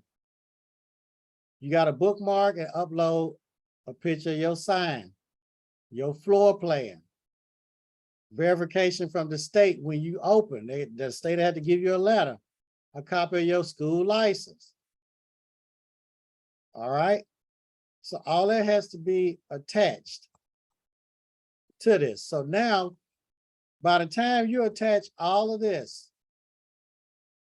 and then at the very end, you'll sign it, print, and all of that, and date it. Now, by the time you submit this with that ISS and all of that, you've already done your ISS. So this right here is going to be maybe 300 or 400 pages because of your ISS is so long. So now this is basically the initial accreditation application. So I wanted you all to see that. Now we will continue to go on. I need to. So now, basically, after they come, they inspect the final visit. If everything is good, probably about maybe 3-4 weeks after that, you'll get a report. They grant you your accreditation. You submit, they give you a certificate. You submit that to the U.S. Department of Education, and you have to go online and fill out their application. And they have a rep to help you through that. After that, you got your financial aid. So we're going to talk about the financial aid. So we're going to cover the financial aid part because everybody wants to know about the money, but there's some important documents and some things that you should do beforehand leading up to that. One thing that we're going to talk about, I'll share with you all this right here, because this is very important. I'll go in steps. This is something that's very important. I'm not going to go over this, but this is a business plan. And it's already done. It's copy, cut, and paste, fill in the blank. A lot of people have got funding from SBA in different places. And this business plan, it has a 100-point checklist in the beginning. So before you even open the school, I would definitely do this business plan. It's copy, cut, and paste, fill in the blank. That's what makes it so good. This is the checklist in the beginning. So it has a lot of things, answers a lot of questions that are rolling around in your head. Location checklist. Is the facility large enough? Does it meet the layout requirements? Does the building need any repairs? So it's a lot of stuff in the checklist. Then, of course, it goes into the business plan. Then at the end, it even has the financials. If your tuition is $10,000 and you plan on having 10 students, that's 10,000 times 10 students, 100,000 for revenue as far as tuition. If you're going to make an estimated, just say $1,000 a week on the clinic floor, and you're open for 50 weeks, because 2 weeks you may be closed, Thanksgiving, Christmas, that's 1,000 times 50 weeks, that's 50,000 brought in. If you're going to make $100 a week for product sales or whatever, then that's $100 times the 50 weeks. What is that? 5,000. So you can add that up.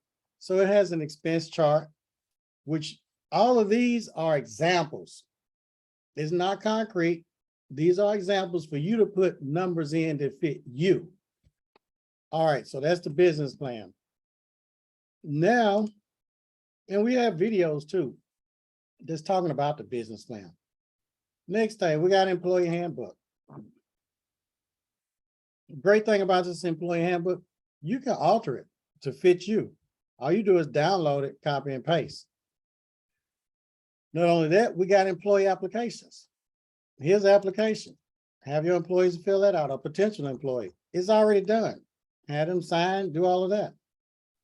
The next thing, we have a policy procedure manual. It's very detailed. It's 181 pages. Click a button, download it. You can copy and paste, and you can always put your stuff in here. I'll give you an example, like the opening school checklist. Some things on here you may want, some things you may not want. I got turn off the alarm and outside lights. Did you arrive at school on time? Turn on the inside lights, put the open side on, put good music on, put the thermostat on, the wax machine. Some of this stuff may not pertain to you. Some of it does. School closing checklist, empty trash cans. I had this for all my instructors at all my schools. I wanted it very detailed, so they would not have any excuse of why something was not done. Student checklist. They got to park their car on the second row. They can't park right in front of the school up front where clients park. Clock in on time. Cut your cell phone on vibrate, because a lot of times students' phones will be ring, ring, ring. This checklist had them to sign that. Now, anybody at the end of the week that had all good checks, guess what? They got a prize. We had student of the month also. We're going down. Wholesale vendors and contacts. These are the wholesale vendors and contacts. If you click on these links, Burmax, that's where you can get all your mannequins and all that. I'll just click here so you can see. It has everything on here. Now, one thing about it, they don't have prices, and I'll show you. There are no prices on here. You can click on it because they give school owners wholesale prices. So that's Burmax. So you have a complete vendor list for you to go by.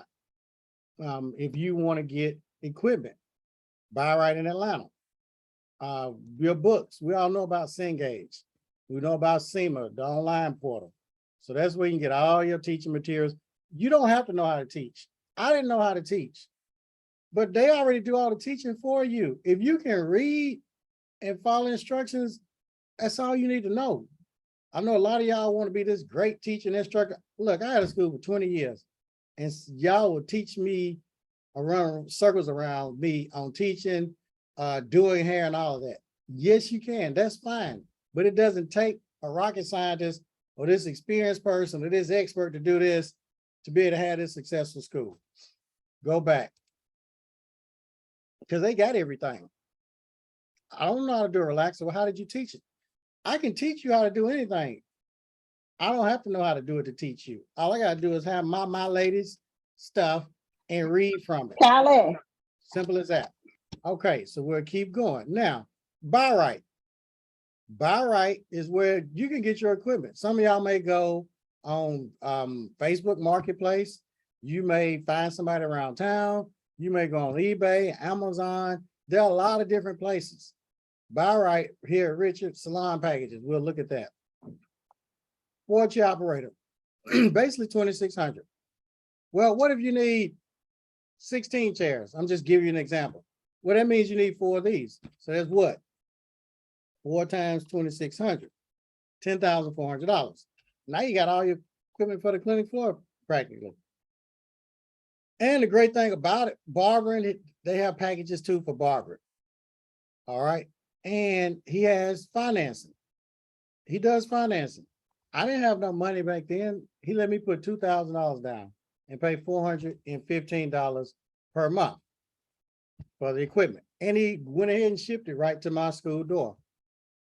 So these are some wholesale vendors. I just wanted to share some of those with you all. And a lot of y'all already have the wholesale vendor list. So I'm not going to even go through that entire thing because you already got that list. So going back here, and I've sent y'all different places, smart system to keep up with your hours, grades, everything. Jack Prints, I've talked about them before, where they do all the printing, print 5,000 business cards or postcards. Business cards, you get $5,000 for $100, postcards, $5,000 for $200. So that's the wholesale vendor list. Now, when you get ready to open your school, a lot of y'all already in the program, and y'all already have y'all school open on paper per se. It's not open in the physical, but on paper it is. And you already have all of your documents. So let's go over some of the documents that we have. Okay, for instance, let's go here. School catalog. When you join, whether it's the starter program, bronze or gold, you get a copy of an example of a school catalog for your state. So all you do is download it, copy and paste. Simple as that. Registration form. Download this registration form. Copy and paste. When I want to add something else on there, add it on there. You can alter it. Don't alter this other than putting your school name and address, student orientation checklist. You got to have this. This is a NACCAS requirement because we got to upload this to the ISS because NACCAS needs to know that you talked to that student and told them all about the program objectives, the outlines, the length of the course. You told them everything they need to know. By a student filling this out, dating it, checking it, doing all that, signing it, dating at the bottom, that's saying that that student understands everything because students will get amnesia. They'll try to take you to court. They'll try to do all kinds of crazy stuff. You're going to get a crazy student. I can literally guarantee you that you're going to get a crazy student. Matter of fact, you're going to get several of them. So that's why you need these documents. Documentation, these conversations. Oh, well, they didn't explain this, so they didn't tell me this. Oh, yes, they did. You checked all of these and you signed and you dated it before you start the school. Make sure this is signed on the date they start or before they start. Keep this for your documentation. Enrollment agreement. Well, they didn't say this or that. Oh, yes, they did. Go ahead and sign your life away. Just like when we go to the doctor. Well, I'm gonna sue them. Well, I'm gonna do this or that. Look, y'all, make sure y'all have them to sign this NACCAS compliant government enrollment agreement to cover your behind. Simple as that. It's already laid out, the wording, refund, policy, calculation, all that stuff is in here. Put your name at the top. Well, I'm not teaching cosmetology, I'm teaching barbering. All right, change that to barbering then. Well, I'm teaching cosmetology and aesthetics. Okay, we'll put cosmetology and aesthetics. How many? Well, mine is not 600 hours, it's 750. Okay, change that 600 to 750. Everything is laid out for you all. The placement, all these sheets that you need, everything is laid out. Advisory committee survey, here it is. Current student survey, it's already here. Student put their name, date, how many hours they got, what course they in, go in the classroom. I need all y'all to fill this out. Boom, they fill it out. Look, put it in the folder. Current student surveys 2022. That's simple. Satisfactory academic progress reports. We already had these. Graduate surveys. When that student get ready to graduate, have them in the office because they got to sign papers anyway. Have them to fill this out. Put it in a folder. That's simple. Employer graduate surveys. When they graduate and they go work at a shop, simply pick up the phone, call them. Hey, this is such and such Barbara Beauty Academy. I'm checking on Beyond the Queen Bee. I'm checking on Charlene, the Courtney, Jason, Lisa. I'm checking on Michelle Barnes. What's her cutting skills like? Oh, shoot, her cutting skills are off the chain. I'm checking on Regina. Regina is one of my best employees. I'm checking Tanisha. Oh, that Tanisha can sure do some hair. So, and then you just fill that out, put it in the file.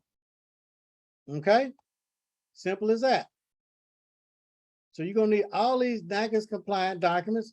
A graduate, y'all can make this on Canva, a graduation certificate. Student sign-in sheet. You can click on this. This is a sign-in sheet. Withdrawal. This is something. When a student withdraws, you put them out and or whatever, terminate. You have to fill out this refund calculation. In the program, we have videos showing you exactly how to do that. The Gold program will fill it out for you. You definitely want to fill these out because when NACCAS comes, this is one of the things that they write a lot of school owners up for. Students terminated, withdrew, quit, whatever. The school did not do this. Well, I didn't owe them no money and they didn't owe me no money, so I didn't do it. It does not matter. You still got to do it, whether you owe money, they owe you money, or nobody owes nobody money. It's mandatory that you fill out this withdrawal record and settlement calculation worksheet and fill it out correctly. Some schools don't have them. Some schools do, and they do it wrong. NACCAS will write you up, give you a limitation for that. I have an example of how to do that in the program. It's an example. Well, how you come up with those numbers or figures? I don't know how you came up. I don't know how you came up with that. I have it over here. Well, I don't know what the numbers mean. Look, I told you, hours elapsed. Just break it down. Well, I still don't understand. Okay, well, send an email to Millionaire Barber or call me. And we'll do a Zoom like this if you're a gold member, and I'll go step by step. Matter of fact, we'll just do it for you. So you ain't got to know. Simple as that. Instructor evaluation. Every instructor at your school, when they've worked there at least 12 months, it's mandatory by NACCAS that you have them to fill out this instructor evaluation form. On my instructors, I used to fill them out every year. And I just put their name on here and check all of them. I ain't even put nothing negative on the instructors. Because I had a bunch of men working for me too, and I had women, but the men were like babies. So in order to keep them in good spirits, I wasn't going to put an F for such and such and have him all down or whatever. So I just fill it out here. But then in private, look, you need to straighten up on this. It's mandatory that you have these, okay? Another thing, put the hire date, evaluation date. The evaluation date has to be one of two dates. Either the date they were hired, okay, the anniversary date, every year, the same day every year, or you can pick a date every year. I tell all the school owners in our program, look, pick a date every year where you do instructor evaluations, because NACCAS is going to ask you that. When do you do evaluations? You just can't say, oh, I do it this date or that date, that date. Nope, they're going to write you up. It has to be one or two of those dates. So now, you'll need all those. So you got all the documents, everything. We went over accreditation. I mean, there's so much stuff in this back office. Let's go over to financial aid. That's what we'll do. You have a financial aid book back here?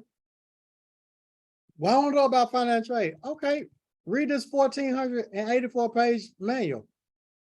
That's what you do. Well, I want to know the student eligibility guide. What makes a student eligible? You read this 92 pages.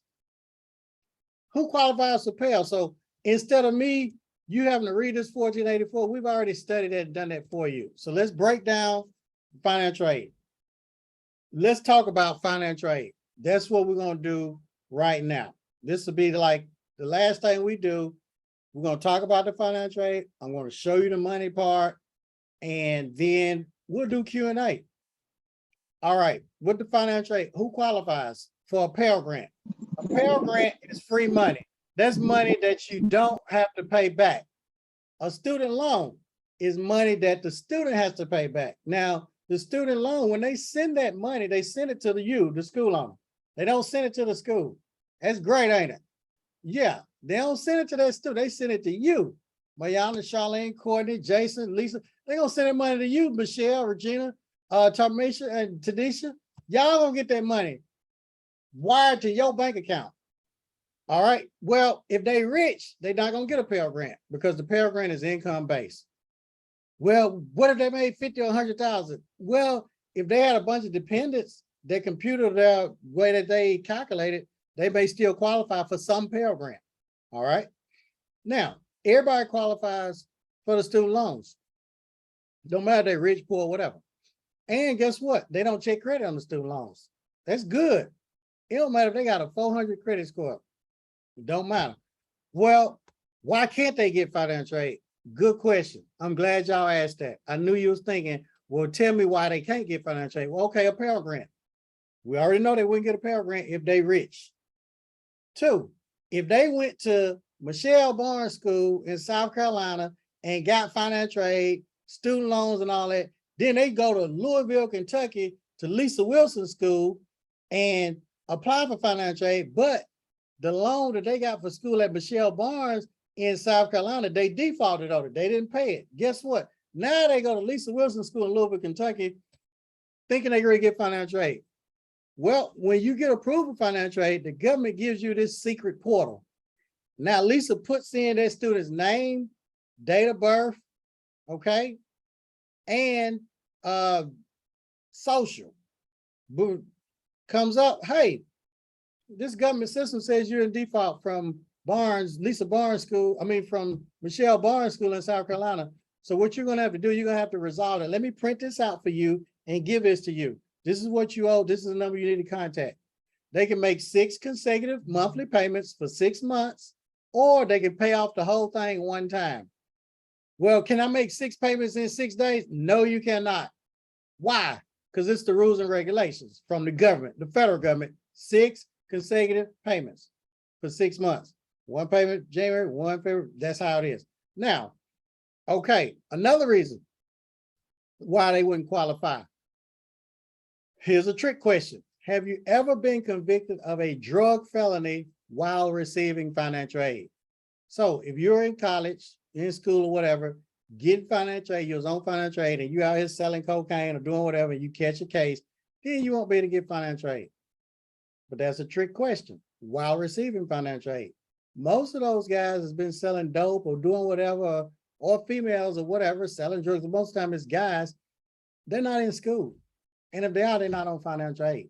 9 times out of 10. So have you ever been convicted of a drug felony while receiving financial aid? No. So now they qualify. Okay. Now, let's go on. Well, how much money they gonna get? Okay, I already know. How much money am I gonna get as a school owner? Now you scratching your head. How are these school owners making all this money? How are these people becoming multi-millionaires? How are they buying all of these clothes and these bags and shopping and traveling and having a summer home in Florida and a home in Nashville? You know, a lot of school owners here, they'd have a summer home in Florida. So when it get cold here, they go down there. How are they doing all this stuff? This one will show you. If you went to a barber, beauty, or nail school, aesthetic school, you were a student. You had to pay tuition, or either the government or someone paid for it. You had to do services, clinic services. You didn't get paid. All that money went to the school owner. You had to buy your kit. You had to sell products. All that money went to the school owner. You bought snacks from the vending machine. That money went to the school owner. So think about it. And then if the school had financial aid, you know how much the school costs? What, 10, 15, 20, 25,000, whatever. You saw how many students are in your school. If you're an instructor, what's the ratio? 15 to 1, 20 to 1, 25 to 1, 30 to 1, depending on what state you're in. Okay, you teaching 20 students, all right, 20 students, and the tuition is 20,000. Financial aid, that's 400,000. They're only paying you 30, 40,000, whatever. So everybody that went to school, you should know how the money works. You know, you should know how much money can be made. You do numbers in your head. So what I'm going to do, I'm going to break this down even farther so you all can really have a true understanding. Okay, so now I'm just going to do this on a 1,500-hour course. I know some states, different programs are 600, 750, 900, 1,000, 60. I understand that. But I'm just going to do this on a 1,500-hour just as an example. 1,500-hour clock hours. Pell Grants for both award years, $10,550. Let's give an example. Well, do they send the $10,550 to my bank account in 4 payments? Not all at once, 4 payments. So just say we got 10 students. And what I want you all to do now, I want you all to either write this down or take your cell phone and take a picture of this. That's what I want you to do. Write this down or get your cell phone to take a picture of this. Pull out your cell phone, do this, take a picture. Let's say we got 10 students to start Monday or Tuesday, whatever. 3 or 4 days later, and they qualify for a full Pell. They're going to send about $3,000 for each one of those students to your bank account. Everybody say, my bank account, the school's bank account. So that's 3,000 times 10. You know the math. That's $30,000. Woo, you got $30,000. Now let's stop and think. We have rent. We got employee bills. We got light bill. We got water bill. We got phone bill. We got insurance, alarm bill, couple of supplies or whatever. I understand that. But we're also selling tools. We're selling products. See, y'all done forgot about clinic floor service. Once people get financial, they start forgetting about all the other ways that they was making money. At 451 hours, as long as they have at least a 67% attendance and 70% grade point average. Those are NACCAS requirements and federal government requirements. Those are the minimum. Okay. If those students meet that at 451 hours, them 10 students, guess what? They're going to send another 3,000 times 10, another 30,000 to your bank account. At 901 hours, same thing. Now, they'll send 2,000 times the 10, 20,000, 1201, the same thing. Think about this. Well, what if I enroll every week like I did? Hey, you're going to be getting paid. Every month you're going to get paid. If you enroll once a year, enough, you'll be paid. But you can have continuous enrollment. Now, this is how that works. Well, how do you keep up with all that? I'm glad you asked. The software system, they have Genesis, they have Fame, they have Smart System, they have Discovery Pro, Prestige. There are a lot of software systems in there, and you put the student's name, phone number, social, all that in there, the date they started, how much their tuition is. And then there's a time clock that you put on the wall or whatever, and it's connected to that computer software. So when people either look at it, put their finger on it, swipe a card, guess what? The time goes in and it goes into their software. So when that student hits 451, and you put the grades in there too. So they got at least a 70% grade point average and at least a 67% attendance. Guess what? Is when they hit 451, it sends a signal to the government, Department of Ed, and guess what? Boom, they wire the money to your account. That's how it works. Well, how'd you keep up with all those student hours? I didn't. The computer system did. I had over 200 and some students at one school, y'all, for years. How do you keep up? I had a computer system. So you can imagine the type of money. Okay. Now, next question. Let's play a game. Instructor teaches 20 students at $20,000. You're accredited, so you're getting 20,000. I know some ratios are 15 to 1. I know some are 25 to 1. I know some states are 30 to 1 because we work with all 50 states. I'm just doing this as an example. How much your instructors get paid? Okay, you done made them 400,000. More than that because you working on the clinic floor, doing hair, styling hair, generating income from that too. So you probably done made them 500,000 for the year. How much the instructors get paid? Some of y'all instructors, you don't have to tell us your pay, but y'all know about how much instructors get paid, teachers.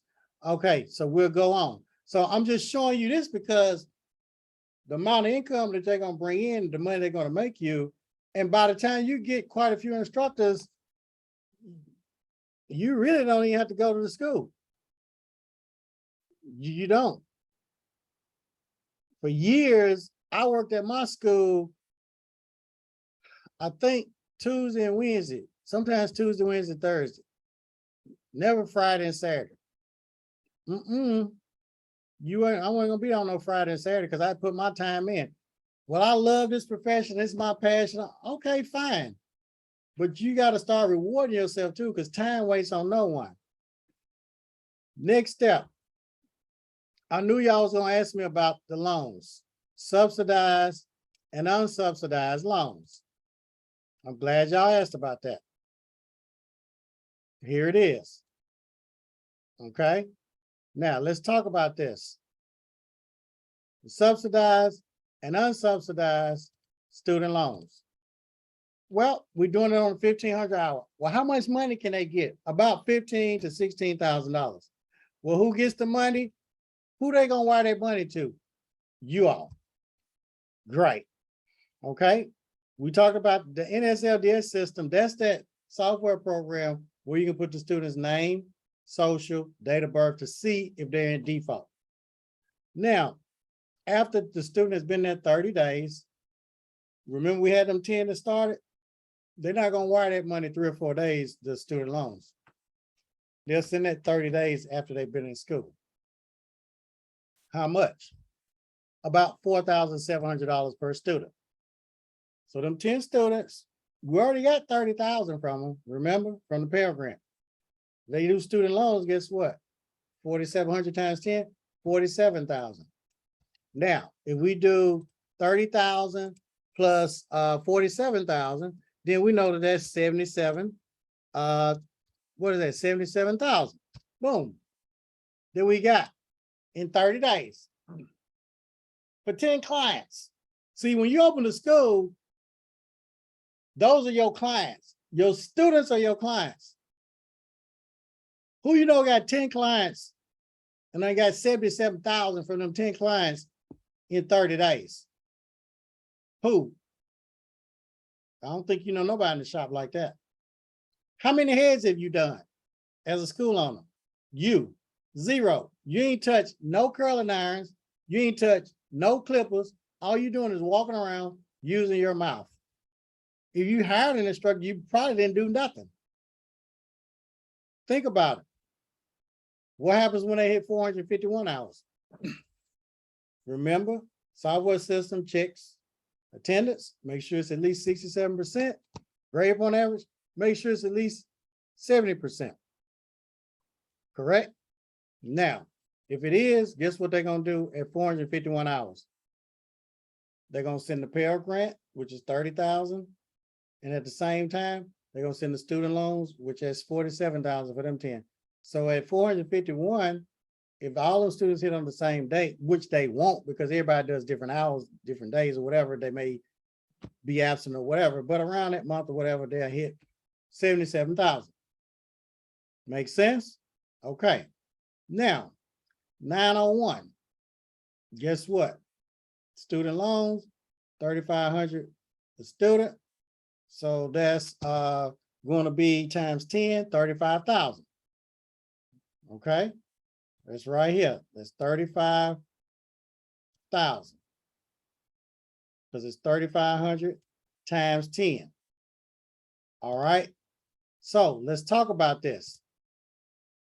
Let's talk about this right here. At 901, they send 35,000. Where does the 35,000 come from? Because at 901, they get about 3,500 times 10 for the loans. Pell Grant, remember, was 2,000 times 10. So that's 55,000. 1,201 hours, 10 times the 3,500 for those 10 students. This is student loans, 35,000. Remember the Pell Grant was what? 2,000 times 2 times 10, 20,000. That's another 55,000. We'll keep going. So now I broke this down to y'all. Them 10 students within 30 days, and then 47,000 later. So basically, what they're gonna get right here, and I'll show you all that first payment. I'll just say in 30 days, that's 77,000. Now, when they hit 451, I just went over that with y'all. That's another 77,000 for them 10. 901, 55. 1201, 55. So now you seeing if you had how this works. Do you see that? Now, we don't even have to talk about 200 students, 100 students and all that. I just wanted to break this down for you all. So that was 10 students right here. Add that up, 10 students.